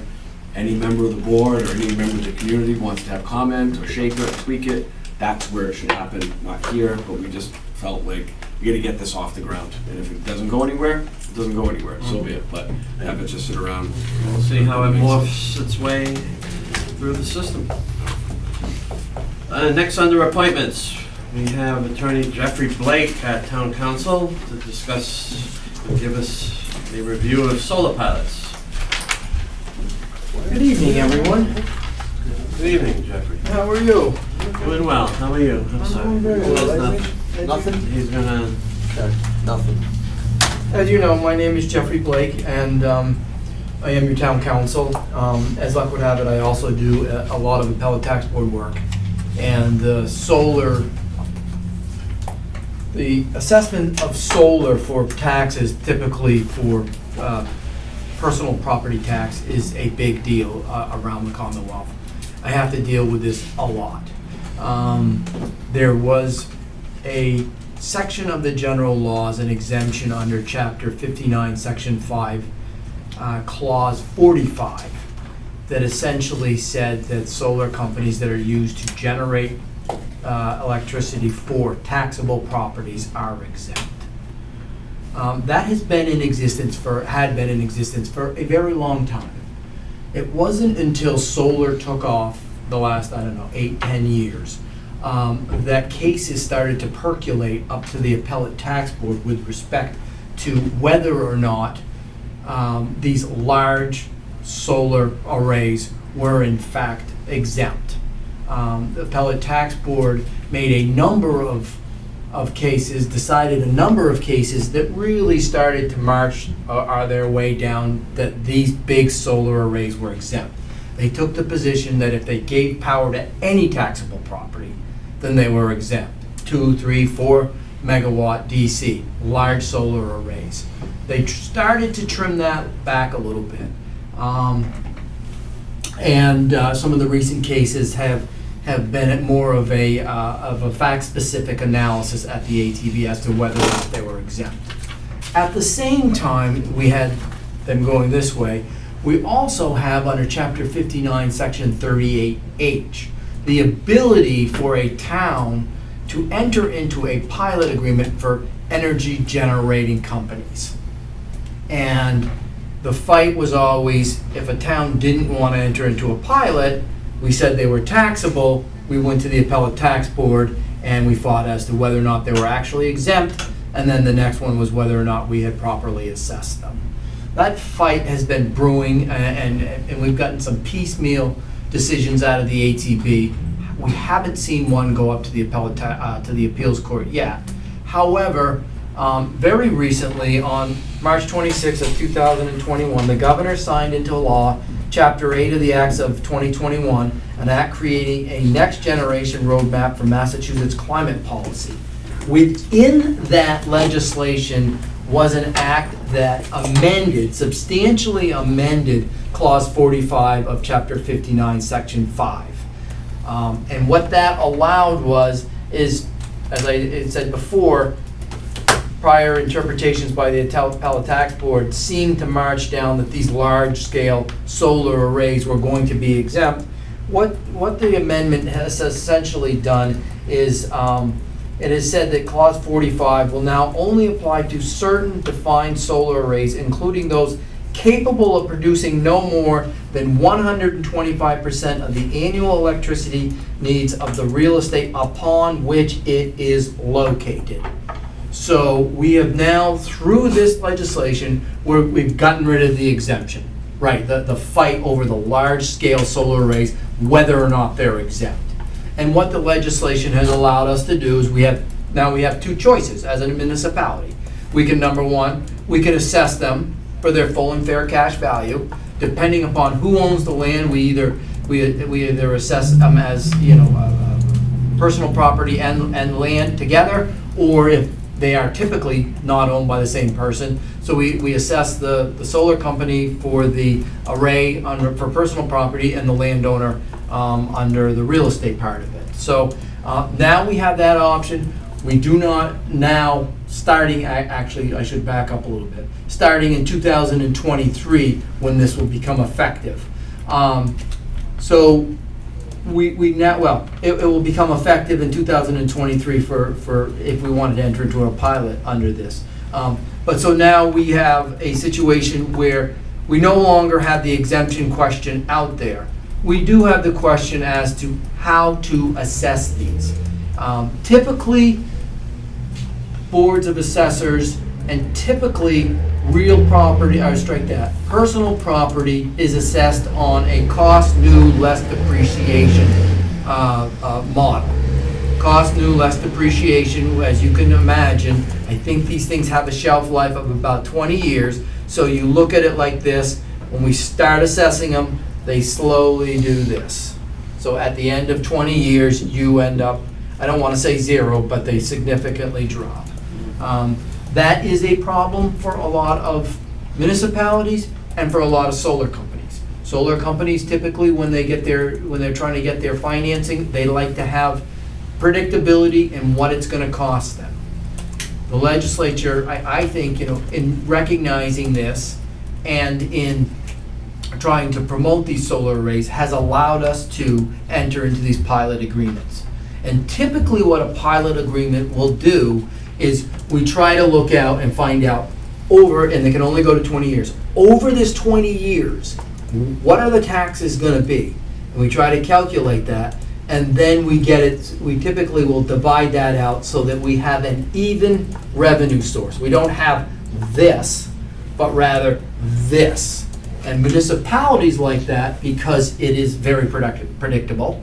And the solar companies like it because they can go to their financiers and they can say, this is what we're going to have to pay. So that's kind of the overview of the pilot versus the assessment of real property, of personal property. But up until a very short time ago, there was a fairly raging battle as to whether or not these guys were entitled to exemptions. That battle has been settled. There's still some appellate tax board cases out there that I'm a party to, and others where we're fighting over whether or not there's an exemption. And then next, we will have to determine how we value these things, to the extent that a municipality decides that it wants to assess them at a full and fair cash value. Under the new act, the legislature had requested that the DOR and the EOEA, I believe it was, get together and provide municipalities with a determination or a sample methodology for assessing these, how to do it, but we have not seen that out yet. So still on that end, if we decide that we didn't want to enter into a pilot agreement, we still could be subject to litigation as to how we determine the method, the valuation, and that could be an ongoing litigation every year because we would assess them every single year. That's kind of a broad overview of solar pilots. I know that you guys have special legislation that directs some of your solar revenue to certain areas, and of course that may be a concern for you. But I'm happy to answer any further questions with respect to pilots or the assessment of these solar arrays. Mr. Chairman, you got a question to Jeff? Sure. Yes, for a second. Mr. Long. So, if a solar someone's got a solar project, we had a guy in here a couple weeks ago. They want to propose a pilot project to the town. Yep. What do we do, right? Because I think one of the challenges that I've had or we've seen is that it's new to us, and to me, to say, well, we don't know how to do it is unacceptable. And to have all of the information to decide whether or not it's good for us, and we don't have that. We always just say, well, we don't like it, we don't want to do it. And I think the times have changed where, given how the town accepts that money and what we do with it, thanks to Mr. Gasper's good work, puts us in a much better position to look at a solar pilot versus that money going into the general fund and it being a depreciating asset, so on and so forth. Right? We've got some big expenditures on the books. To know that we've got that money in hand, and even revenue stream, that's, I think, So, just to look at it that way. so typically, I mean, and not to blow our horns, but you do have us for counsel. Yeah. We have negotiated probably hundreds of these solar pilots. Yep. We have a sample pilot that we've amended for this legislation. Typically, the way we look at these things is we work with an assessor to try to figure out what the overall equivalent would be for taxes. And then from there, we're able to plug that into, and usually what it boils down to is how much a megawatt DC you're gonna charge, right? So 2.5 megawatt, we get this figure, and then we really just kind of extrapolate from there. Yeah. So we can certainly assist you with that, but that's how it is. It's typically our assessors go through and try to figure out how much they would get over the course of 20 years using either a cost less depreciation or a similar method, and then we get the total and we divide it out by 20 and figure out where we would be there, and we level that, as you pointed out, level the revenue stream, and you do have the added benefit of yours directly go through a special app to a I think it's a capital account. Yeah. 5-year shelf life. Yep. So you guys are, you're lucky that it's funneled right in there. But it's not hard. So if you've got a number of projects in the pipeline, do you look at it from a standpoint of you proactively say, if you're interested in the pilot, we want to talk to you, or is it just leave it up to the proponents to initiate that process? Like, because I look at this solar as like from a comprehensive standpoint, which is you've got a bunch of folks who are in the pipeline, and then we'll get to the next conversation is, we're seeing a ton of solar stuff. Yeah. How do we pump the brakes on that in Yeah. the form of a moratorium, just to give us some breathing room So kind of look at it as, right, let's deal with the people we got now, get our revenue stream that we can bank on, and then let's pump the brakes for a little bit, just to kind of, So there's two questions there. Yes, you can reach out to them and tell them you're interested in doing a pilot. I think that you're gonna find most of those solar companies are gonna say yes. I don't think I've ever seen one that has said no. Okay, that's fair. And because, like I say, what they do when they're going to sell this, typically these people will develop these and they'll sell them, but they'll go to a financer, and the financer wants to know everything. And a pilot is a written agreement that shows them what the taxes are gonna be for the next 20 years. It's perfect for them. They roll it into the financing.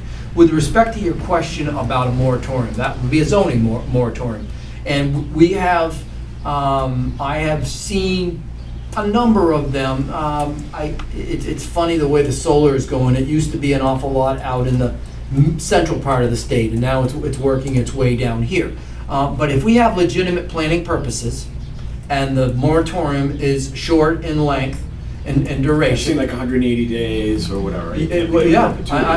I've seen them longer than that. I've seen them 6 months, I've seen them 8 months, I've seen them 12 months. But yes, that is an option, and I'm assuming that you want to do a moratorium. It's 180 days. What's that? Yeah. Is it 6 months, 100? Yeah, you're right, I'm sorry. All right, I'm just, But I'm assuming you want to do that because you want to take a look at your zoning bylaws and try to Mr. tighten them up a little bit. Mr. James, I apologize, I didn't want to, Mr. DeRoche, he's leaving, can I give him an update? So you can give your fellow friends an update on Slocum Street? I apologize, Mr. Chairman, he's been sitting here patiently waiting, I didn't want to interrupt. The chief of police texted me back, yes on order, and also order a wrap or frame for existing sign to make it more visible. I have officers directed patrols out there 3 to 4 times a day, 20 to 30 minutes at a whack. Okay, so yes, the second one's in motion, has been ordered, Okay, great. and he's doing some things to elevate the size of it, because I know it's only a small one, so I guess he's getting a little backboard type thing to it, and give it a little bit more visual aesthetic, so people are like, oh. And he's got the officers out there, and I noticed that the officers have been out there, so I just wanted to give you that quick Okay, all update. right, thank you. All right, thank you, Mr. James. All right, I put an application in for a beautification committee. great. I'd like to be on Awesome, it. excellent. I've been on it before, I gave it to Lisa. Yeah, you gave us that tree stuff the last time you were here, right? What's that? Yes, I did, yeah. Yeah, So, excellent. I want to be on that committee again. All right, It'll- excellent. All right, We'll bring it so, up at our next meeting. okay, thank you. Excellent, thank you, Mr. James. Thank you, Sorry, Mr. James. Sorry, Mr. Oh, no, James. that's fine. Sorry, Mr. Blake, for interrupting. I No just- worries. So there is the ability to put in a moratorium on solar. I will tell you that the AG who reviews zoning bylaw amendments is it reviews them very closely. They don't want it just to prevent solar, Right. but we have to have a legitimate planning reason. And frankly, like I say, I've had a lot of communities that do them, and then ultimately work up a bylaw that goes to town meeting and is approved. I just think we've got a new planning department, we got a lot going on with solar, right? We're hearing a lot about trees being cut down. We gotta assess, pump the brakes, figure out where the next step should be. Well, I guess I have a comment. We have 3 solar farms operating, 4 operating right now in town, with That- no pilots No, connected they're to at any or of them. full and fair cash value. Okay, and how's that been rolling? I mean. We've had no contention from any of the solar companies. A lot that are potentially, there are 8 potential solar projects currently through the planning board. 2 currently got approved at the planning board, not at the building permitting stage. The ones on Main Street, the former driving range, and across the street. I don't know the particulars of how big that project is, but they have reached out to me for a pilot. Just to interject my thought process is, in regards to the assessment, of course, for the personal property aspect of it, and we ask that they give us their inventory. Form a list. Absolutely, and they be forthcoming with that, and then we can get a good grasp on what we're actually able to tax them on value. Using that number, the depreciation schedules have been changing a little bit too, because what they had anticipated several years back, where it would last a shorter amount of time, they're lasting a longer amount of time. So that's another component that's being looked at. With pilots, I think my opinion of a pilot is, if the town goes into it, they need to be very educated as to what they're agreeing to and how they're agreeing to it.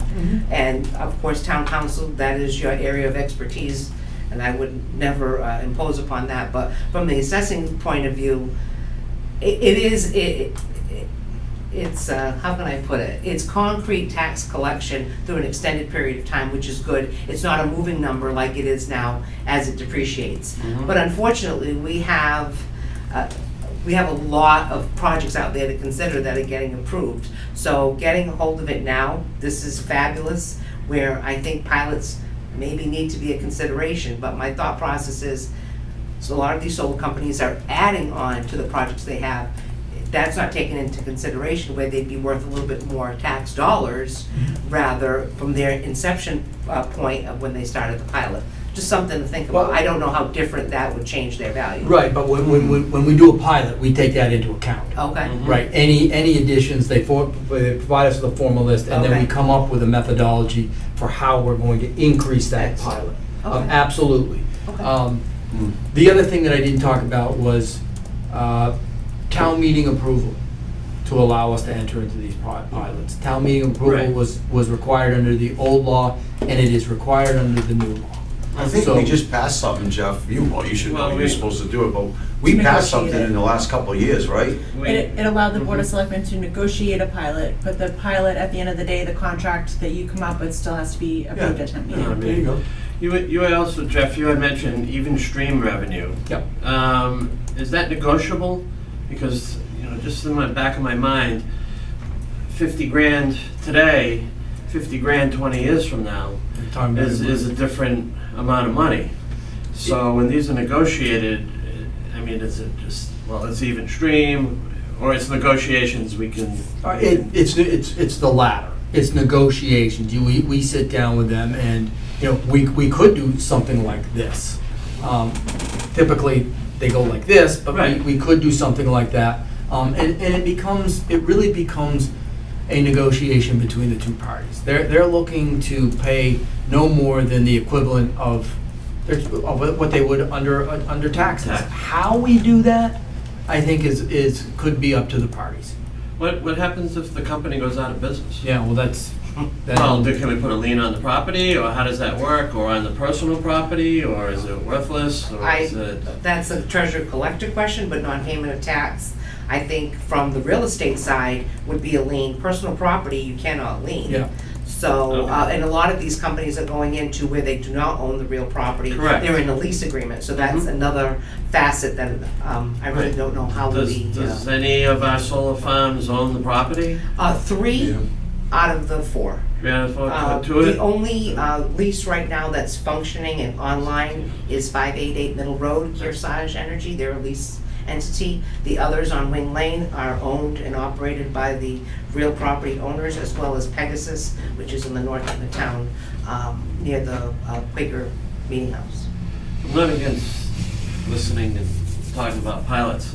I look at it too, if we offer pilots, that's an incentive for the company to come here. And if we're talking moratoriums, Well, that's Well, the point, right? It's the, Yeah, that's the whole point right. of the moratorium, is that you don't want to say, hey, we want pilots, we're open for business, is that you clean up kind of what you're dealing with now, and then you put the moratorium to pump the brakes, so it's like, it's to try to counterbalance. You put the moratorium in place and you only negotiate with the current parties that are involved. Right? And then That's you it's give kind yourself a of, little it's bit kind of more backwards, right? You go to town meeting, say it's January 10th, you put a moratorium, hopefully your public says, "Pfft, we're putting the kibosh on it, yeah, we want to stall this out for 180 days, whatever it is, a year, whatever we can go the longest time frame.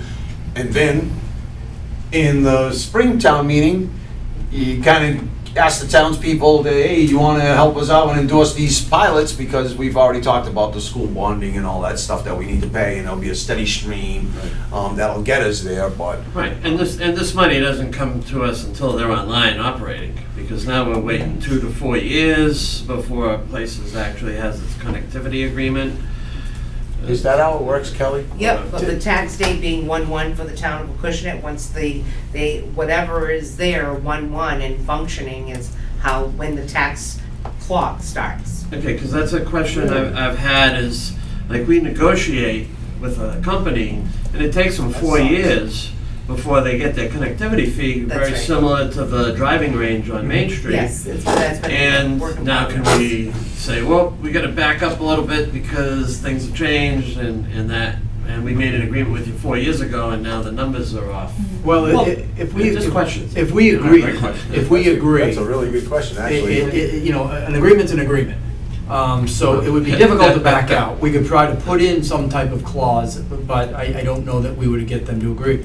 But the 4-year interim, we can certainly be assessing them through full and fair taxation during the 4 years before they're up and running. Pilot agreements typically will talk about a first year or the start of a first year, and they will define it when the project begins doing X, Y, or Z. Prior to that, they're not in a pilot. They're taxable, so we continue to tax them. With respect to the pilots, unless they own both the land and the array itself, the pilot is only for the array. The underlying land, that landowner is taxed. Correct. If they're Okay. together, then we Right. have the ability to enter into a pilot for both. Okay. With respect to your question about bankruptcy, bankruptcy's tough. Bankruptcy changes a lot of things, right?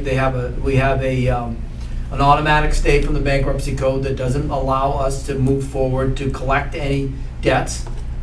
Typically municipalities' taxes are not dischargeable. Under the bankruptcy code, there is the ability to go into a payment plan with a municipality for 5 to 7 years to get back, to pay back.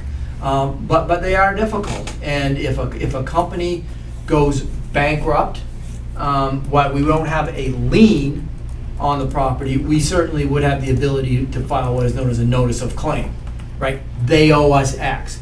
I'm guessing that during the bankruptcy, they're still gonna be generating electricity. It's not like it's gonna be dormant. So, they are required under the bankruptcy code to pay all debts moving forward. It's called pre and post petition. Post petition, they're required.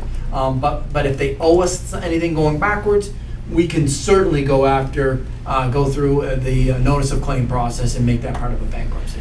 I'd just like one little bit more clarification, and then I can pass it forward to you, Mr. Gaspar. So we make a pilot with a company, and that, and it has to do with, the pilot doesn't take effect until they start producing electricity. So that, would it behoove us to, we talked about connectivity agreements, having that in place before we negotiate a pilot? That way we at least know they're gonna be hooking up to the grid at some point in the near future, and we don't make a pilot and it takes 3-4 years before they start operating, and now our agreement is not so beneficial to the town. Well- or it has changed, I our mean, agreement. presumably, it wouldn't change, right? Because presumably, we would have done a determination as to what the taxes are and divided it out. But you can, when we're negotiating the pilot, Mhm. we can certainly take that into account. Because it just seems like, other than Kearsarge,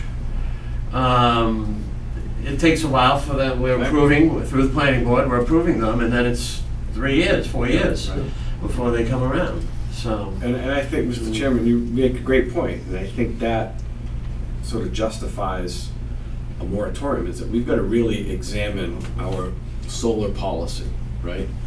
And to have an opportunity for some breathing room to do that in a meaningful way, I think the moratorium allows us to do that. It does. Gives the general public a feeling of, okay, the town's looking at this in a critical way. And, I think, Kevin, you raised it. I mean, probably the order to do this would be look at a moratorium for the January town meeting, but in the meantime, entertain pilots with a spring town meeting in mind to give us more time to get educated and have a better, you know, a more holistic approach to it.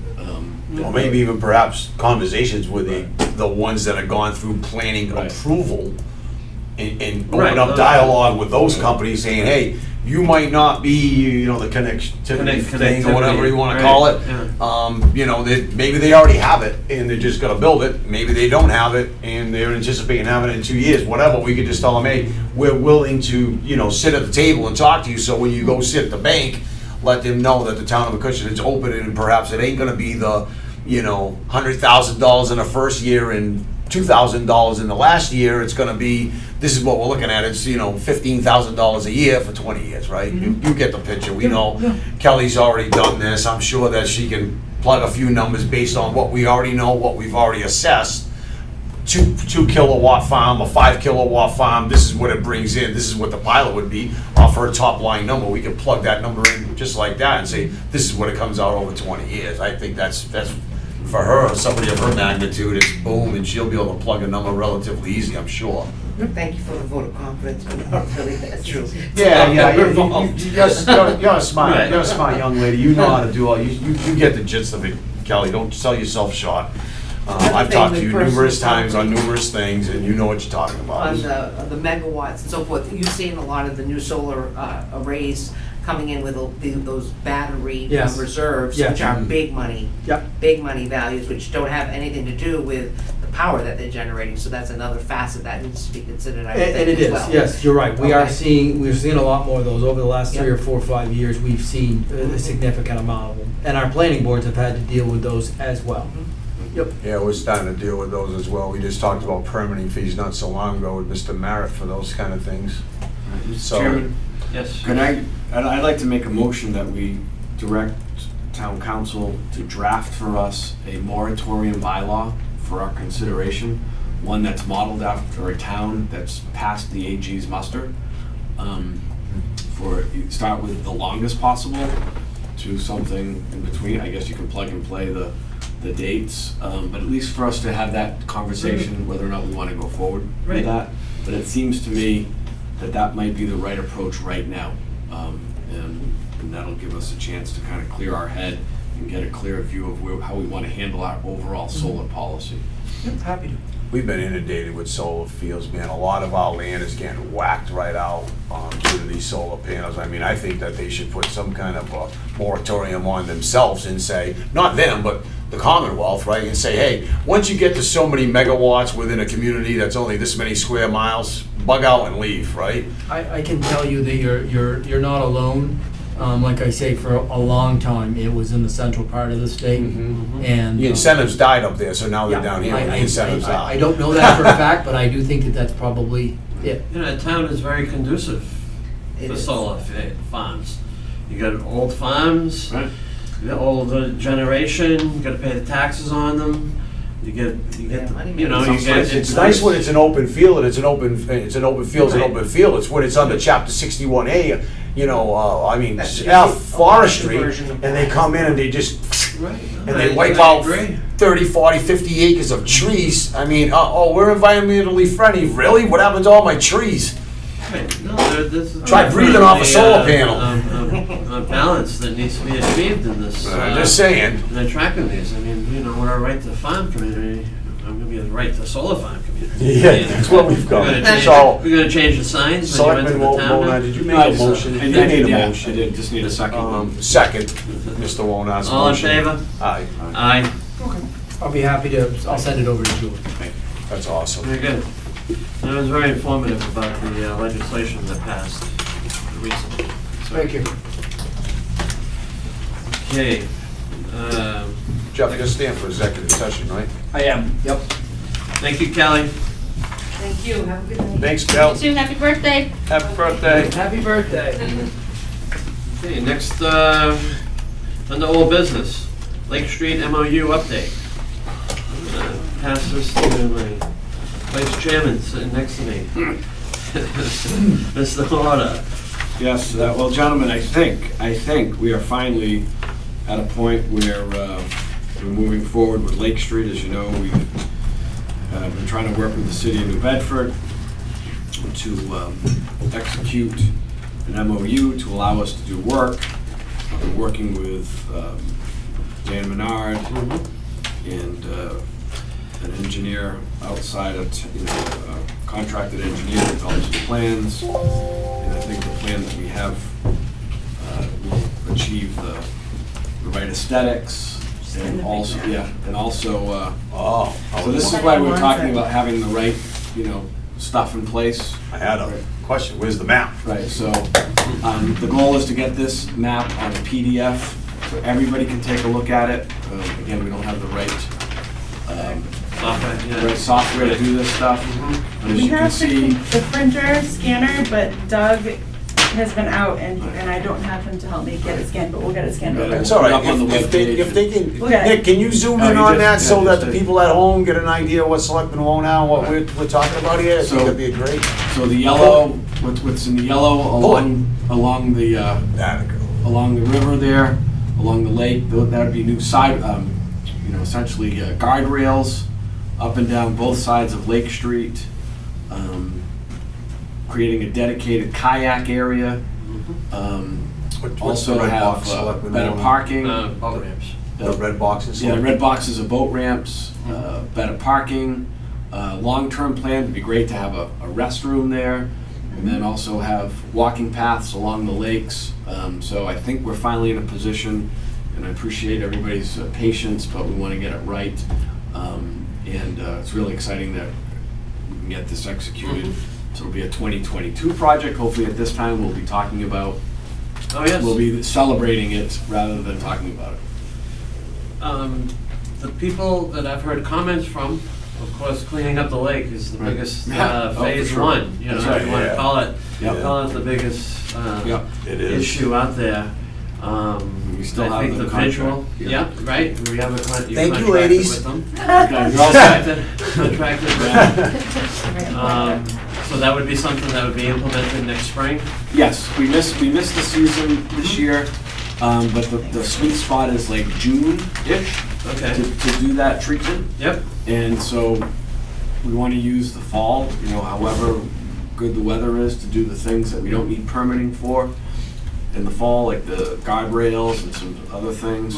But there are other improvements that require, Army Corps and other permitting. right. But the goal is, by next year at this time, we will be, fully operational. We've talked about our planner, tweaks to the bylaws to allow, a little more commerce over there, either like with food truck, whatever, like there's Yeah, opportunities to really maximize that space.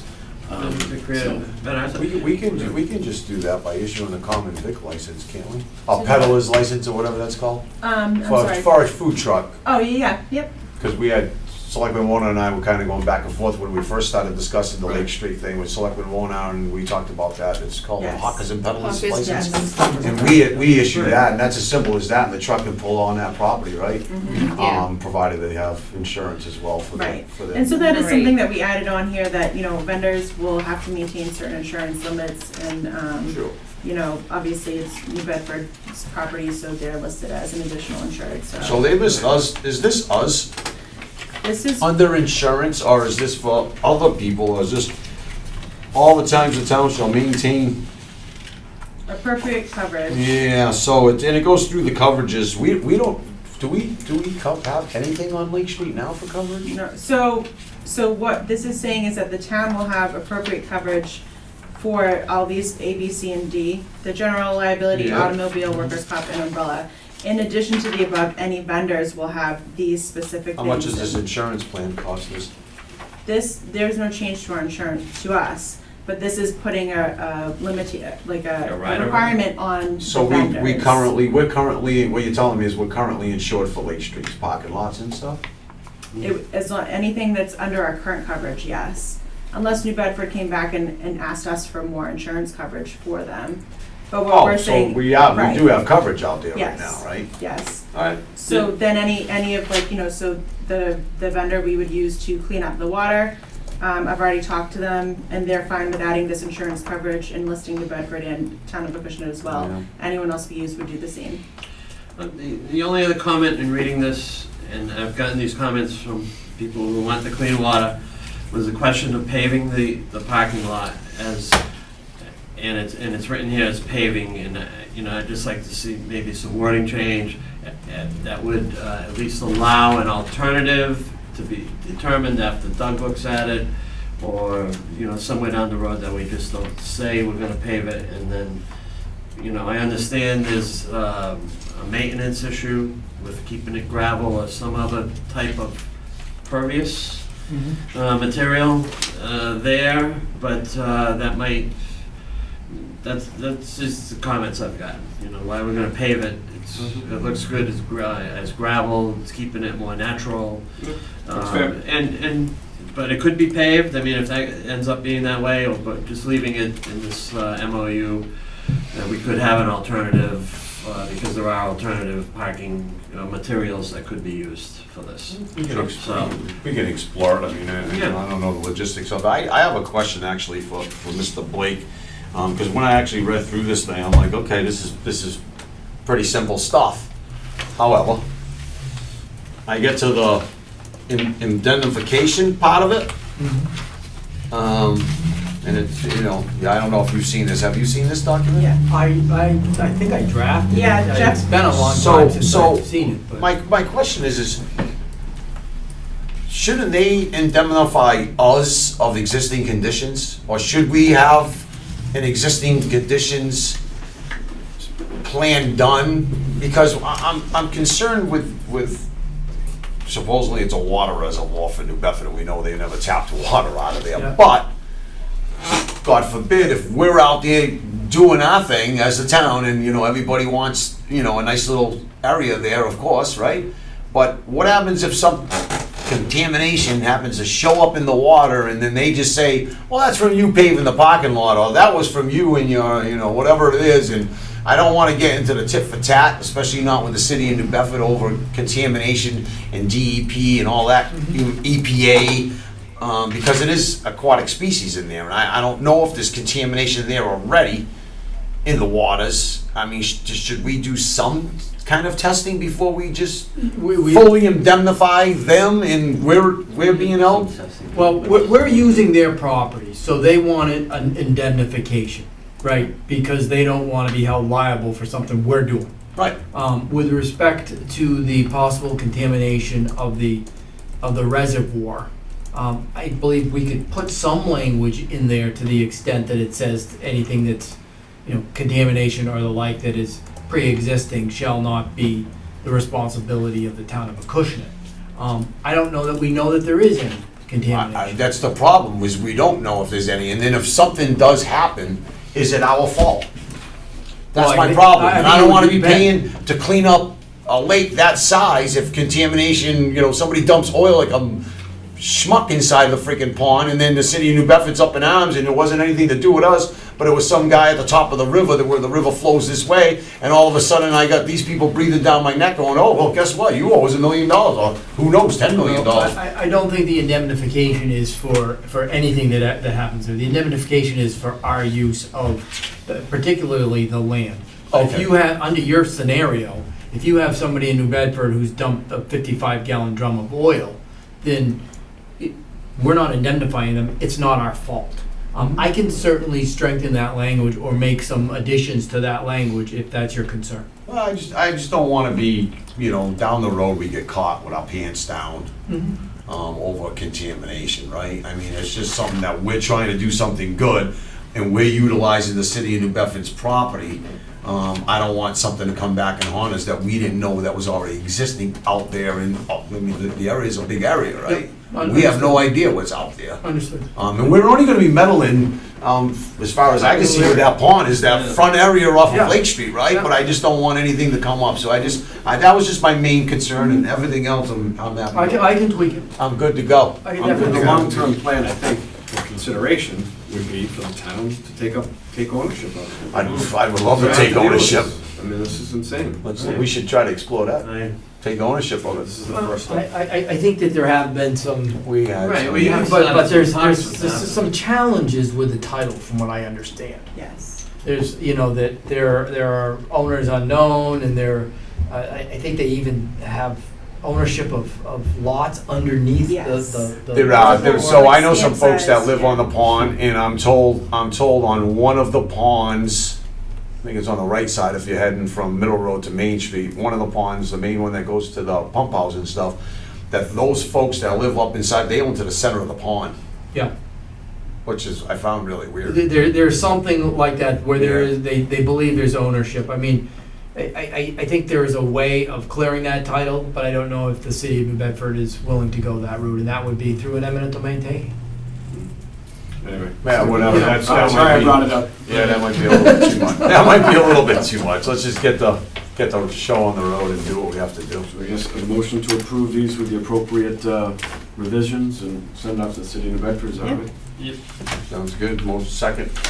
All in favor? Aye. Aye. That was a motion, right? Yep. Yes. There you go. Okay.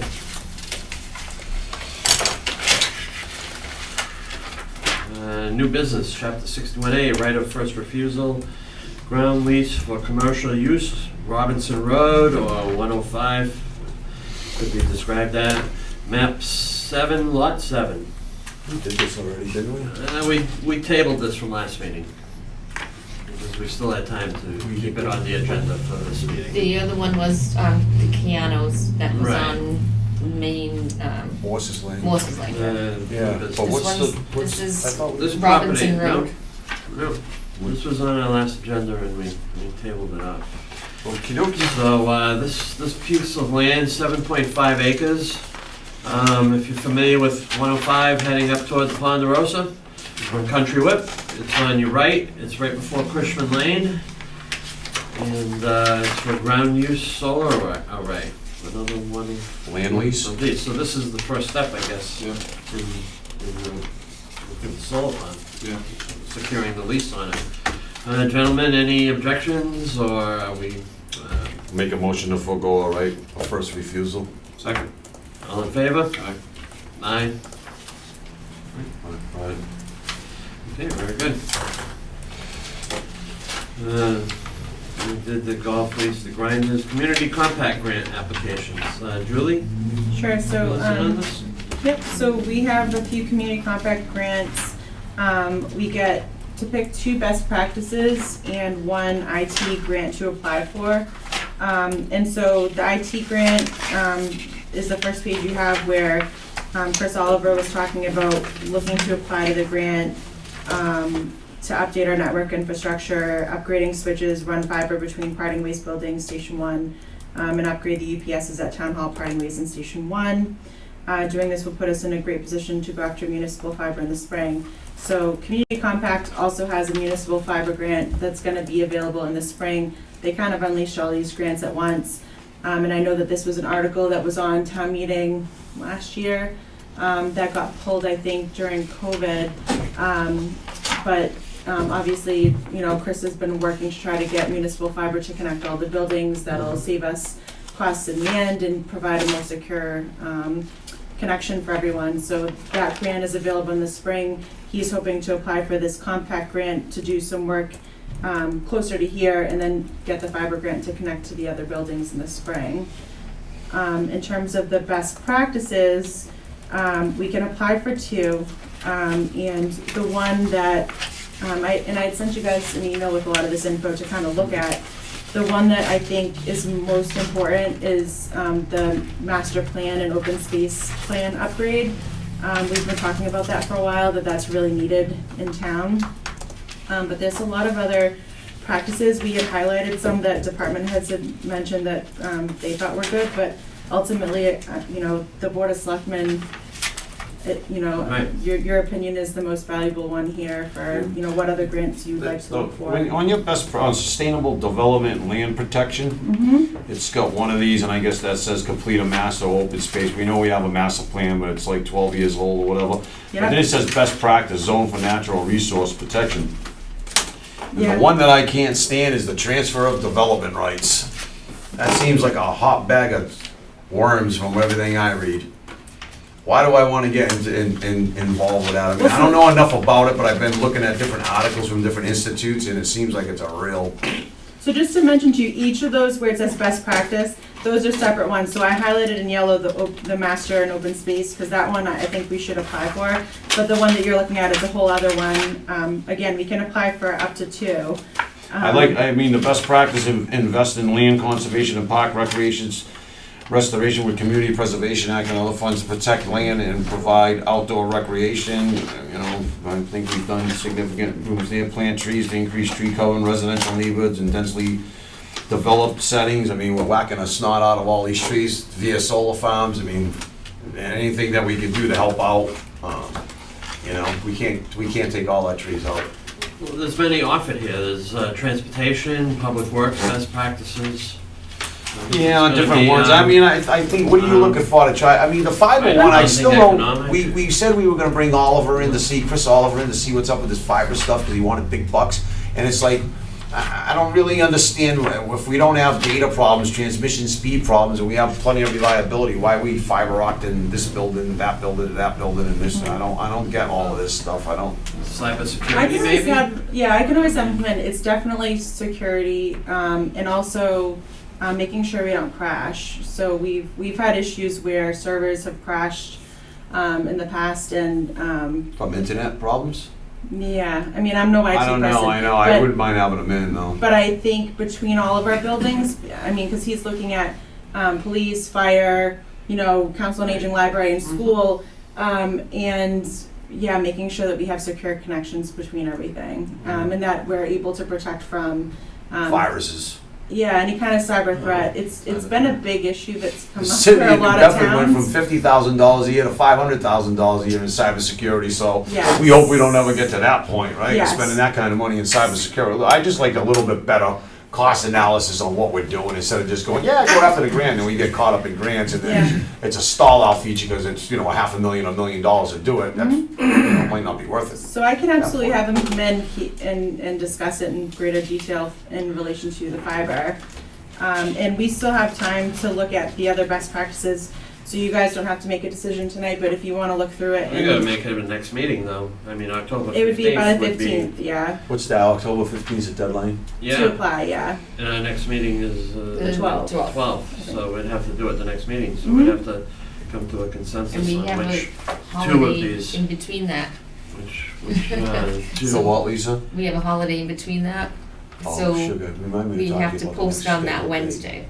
Okay, Meeting date. all right. So while she's on that topic, I can't meet, we would be scheduled to meet on October 12th. I need to meet on October 12th. I cannot meet the following Tuesday, which I believe would be the 19th, as I Okay. won't even be in the state. Okay, yeah, Okay. we're scheduled for the 12th right now. so- Awesome. Sure. All right, thank you, Yep. Mr. Chairman. Yeah. Yep. Appreciate that. Okay, very good. So, Reserve fund, well. I think, I don't know, what do you think? Do you want to Well, I'm mumble gonna this take the around? next, gonna take the next 2 Bring it to weeks next and. meeting. Yeah, take a look, Yeah, rank come them, on. whatever, right? I I'll mean, see you if don't I want to can go get after person too here. much, but you want to go after a few, because you might not get one or No. two of them, so you go after, you know, a little Right. handful of them, and Right. Well, we see what we come up with, and get everybody more, I guess, prone to working with these kind of grant stuff, and get everybody acclimated and see what we can do. Kind of money we can get. Right. Right. I mean, I'd love to, I mean, This as much as this these doesn't are have a all, match. these This are is policy helpful. stuffs and stuff Yeah. like that, but I mean, you know, what we really need is a big chunk of change to get infrastructure stuff done, right? I mean, this is nice to get done, like the financial management best practices, that's one Yeah. I was interested in, well, obviously, I'm a finance guy. Yeah. That's something that we need to make sure our house is in good order, that would probably be a good one, that you have that one highlighted, I'm kind of leaning towards that one, I mean, those are things that we should be making sure that our records and everything else has got good housekeeping to it, and, you know, we're doing things the best possible way, so. Yeah. I mean, I think the master plan one for the new planner, if he can get some funding, I know Serpent offers up some money to do that stuff, and then we do like a community outreach, because it's surely not just gonna be done by a newly hired planner that doesn't know the community, but that's, he gets his feet wet by doing this, there's some money available to start doing, like Mattapoisett did via the internet, they did a nice webpage, and they asked the folks of the community to participate on what's important to you in your community. I think that's important when we're developing a master plan, right? Agreed. So, that'd be something I'd be interested in looking at, if we can get money to do it, instead of us ponying it up. I think it'd be good for the new planner to have some money to start exploring those avenues and working with Serpent and, you know, instead of us willy-nilly in zoning, Right. maybe we get the bigger plan in place in the next year or two, right? It's not gonna be done in 6 months, that's for sure, but, you know, we can work on it. Okay, next on new business, we have a reserve fund transfer for the fire department's captain's assessment of $4,889. So, we went out to bid for, the captain's assessment. We had $4,000 budgeted already for the fire in their line item, and we needed an additional $4,889 to cover the cost of the bid. We were way off on that one, huh? You know, Mr. Chairman, Yes, Mr. Gasper. so I've been thinking about this situation that we're in, because the chief obviously announced his resignation or retirement, right, September, a year from now. I don't know how long, I think he said something about maybe a 6-month period here. I mean, is it foolish for us at this point where we're sitting as a board of selectmen to say, let's spend $9 grand, and I understand now it's down to only 2 people for the assessment center, which we originally said nothing less than 3. So we're pulled back to 2. Should we be having a conversation of maybe maybe we shouldn't be doing a captain's assessment, maybe we should be doing the chief's assessment center? What are we gonna do? We're gonna go into a captain's position, and you're gonna have to roll something right away. You ain't gonna have 6 more months to do the chief's assessment center. So what we're saying to ourselves is, either A, you're gonna have a captain as a temporary chief until we go through the chief's examination, to be fair to everybody in the department. It's kind of the way it needs to be done. You're not just gonna roll somebody into the chief, I wouldn't think anyway. Or do we just say, well, wait a minute, let's pump the brakes on that, because it doesn't make any sense, because you're never gonna be able to do this assessment center and then turn around and do a chief's assessment center. This guy's just gonna be in the, right, it just doesn't, I've been thinking about it, and I'm like, hold on, I thought we really had 2 years with the chief per the contract. I can go back, but you said it was according to the contract, and I thought we still had 18 months or so, like a year and a half left, and we'd be able to do that and get a captain for 6 to 12 months and then go for the assessment center for the chiefs. But this is, you're talking 10 grand now, we're off, instead of 4 grand for an assessment center. I'm thinking maybe we ought to have that dialogue about a chief's exam instead of a captain's exam, I don't know. Well, I think the chief's, I mean, let's talk about it. I think the chief is looking at it as a transitional, where the captain comes on, and my assumption was that who becomes captain transitions into the chief's role in 6 to 8 months after that. That there isn't another, like, this is gonna determine who the chief. When we just talked to the chief, though, I asked him that question, if when we do the scoring and stuff like that, would this be something so that it's fairly equitable for the guy that's going, he's gonna get captain, it's gonna be allocated for, the points for chief, and he said, oh yeah, that'll be part of the process. So I don't know what's changed. I didn't have that conversation with the chief, maybe you did, and I'm just not aware of it, but that's why I'm throwing it out tonight. I didn't hear that from the chief's mouth. So that's surely not what the table proof. I don't know. Well, that's why I'm I have to lost. look at the tape again, but the. That's why I'm lost. I don't know, I'm just concerned I about. thought this was establishing who the captain's gonna be, and establish who the captain's gonna be and how he transitions into the role of chief. And it would be up to us to fill the captain's void again if we wanted to. So that's my understanding of this. If we need some clarification, Can we, if we appropriate the money, we get clarification, and then if it makes sense, we go forward with it. yeah, I don't think there's gonna be a captain's assessment center, and then in 6 months, those 2 guys are gonna go for the, you think so? No, yeah, that's what I was led to believe based on the conversation with the chief after I asked about how it was gonna be handled, and then that would be pointed and all that stuff for the chief's exam when you go back to it later. Maybe I'm misinterpreting, I don't know, I'll watch the tape over again, right? And see what's happening, but that, I don't think, in fact, I'll speak to the 2 gentlemen, and we only got 2. Right. Is that in the best interest of the town, is only send 2 to an assessment center when normally it's 3 or better? So that we have that choice, and the chief's in the position to hire a captain, but he's not with the ones that are hiring a chief. So there goes the problem, you don't just hire a captain and let your chief slide in a person and assume that that's your next chief. That's why I don't think that that's the way it was said, so. I do think that it went back beyond before we did the bidding for this, because I do remember the chief saying something to that effect, that the assessment center would help the selectmen be a part of that decision, so that, because at the time, he hadn't put in resignation, it was well before that. Because I do remember the same thing, that, he has the right to appoint the captain, but ultimately the selectmen are gonna appoint the new chief when he retires. And so he wanted the selectmen to be able to have, a solid voice in the captain, knowing that it would most likely be the next chief. I don't know that, I don't know. But Maybe if you're maybe I'm looking missing to something. change it, and now that the chief has put in his resignation. Yeah, I don't know. Effective I don't know, next it's year. just worth a conversation so we don't get tied up too much with that and screwed. So, and we want to make sure that it's fair to the two individuals. Well, it should be more than two. I feel we should have more than two individuals. If it was for a chief's assessment center, not the captain, even the captains, we said nothing less than 3, and then we just had a guy retire out. He was one of the ones that would probably go for the test, and the other guy just said, I don't want it. So now we're down to 2. That's all. Just seems awkward. We've dropped to 2 candidates instead of the 3 threshold that we originally put on it. And then now it's, oh no, whoever was the chief, whoever's captain, the Board of Selectmen's automatically sliding into a chief's position, and then I've never had that impression, so that's all. That's why I'm bringing it up about this assessment center, this cost. So we want some clarification on this? Sure.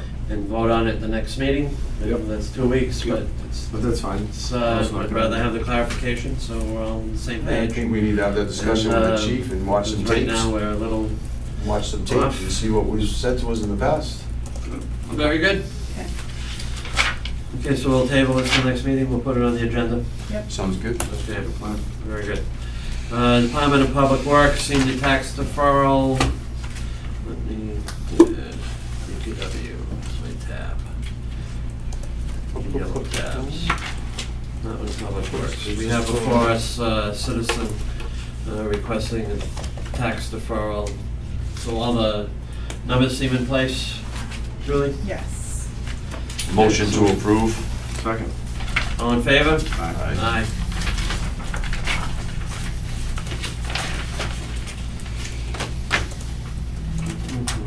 Town administrator report. So I just wanted to mention quickly, I shared with you all, the Acushnet Grange is honoring Chief Gallagher as the Community Citizenship Award in appreciation of all his dedication and service to our community. And they're having a ceremony for him on October 7th at the Grange Hall. So just wanted to, give accolades to Chief again. It's nice to get all this stuff before he's retiring, and I'm glad that he's being honored because he has done quite a bit for our community over this last year. Yes, kudos to the chief. So, October 7th, that's Saturday maybe? I think it's a Thursday. Thursday? Okay. Yeah. So the Board of Selectmen is invited. Thursday. And that's all I have. All right, selectmen announcements, Mr. Warner? No, I just think, I appreciate the discussion on a number of juicy issues. The solar stuff, I think is something we gotta get our heads around. The housing, ironically, the proposal we just heard about, the driving range, Yes. to me, is the worst place for a solar farm, because it's primary, they can say smack dab in the middle of town. That might be more better suited for a small little housing development to suit the neighborhood. Yes. So I just find the irony of the things that we've discussed today are all kind of interrelated and integrated, and I think we'll get to a good product for the residents. So thank you for looking at these. You bet. Mr. Gaspar? Now, hunting season starts October 4th, so be careful of the hunters out there in the streets. And yes, they will be not in the streets shooting, but they will be crossing roads, and the trucks parked off the side of the road. So you might have vehicles parked on the side of the road that wouldn't normally be there when you're going around dangerous curves. So just pay a little bit more attention. Hunting season is upon us, and if you are walking through the woods and conservation lands and things of the like, with your dog or your kids and everything else, just remember, put something orange on so you can be visible in the woods. Very good. That's all. Very good. Information only, the following boards and commissions have vacancies. Please consider serving your community by submitting a letter of interest to the Board of Selectmen. We have the Agricultural Commission. We have 3 alternate vacancies available. The Beautification Committee, I believe Mr. James expressed interest in that. So we have 7 vacancies there now, assuming we appoint him at our next meeting. Community Preservation Committee, 1 Housing Authority vacancy. Cultural Council, 13 vacancies. Open Space Committee, 1 vacancy. And Zoning Board of Appeals, 1 alternate vacancy. Future business, our next Selectmen's meeting is Tuesday, October 12th, 2021 at 4 p.m. Gentlemen, at this time, we're going to announce executive session. We have 3 things to discuss tonight.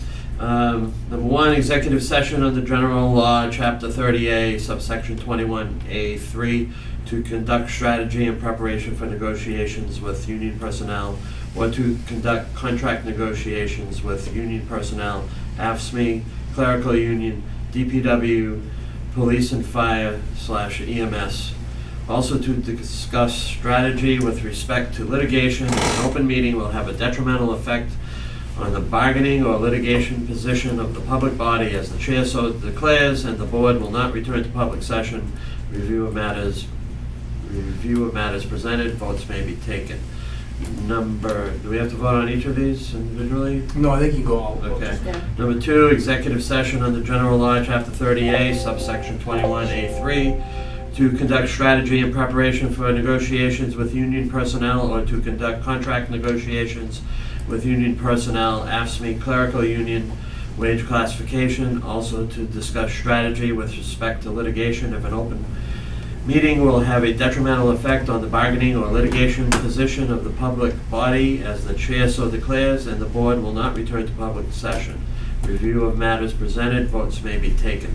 Number 3, executive session under General Law, Chapter 30A, subsection 21A3, to discuss strategy with respect to litigation. P.J. Keating, if an open meeting may have a detrimental effect on the litigating position of the public body, and the chair so declares, and the board will not return to public session. Review of matters presented, votes may be taken. Gentlemen, roll call vote. Mr. Warner? Yes. Mr. Gaspar? Yes. And I'm a yes. We were going to adjourn to go to executive session, and will not be returning to public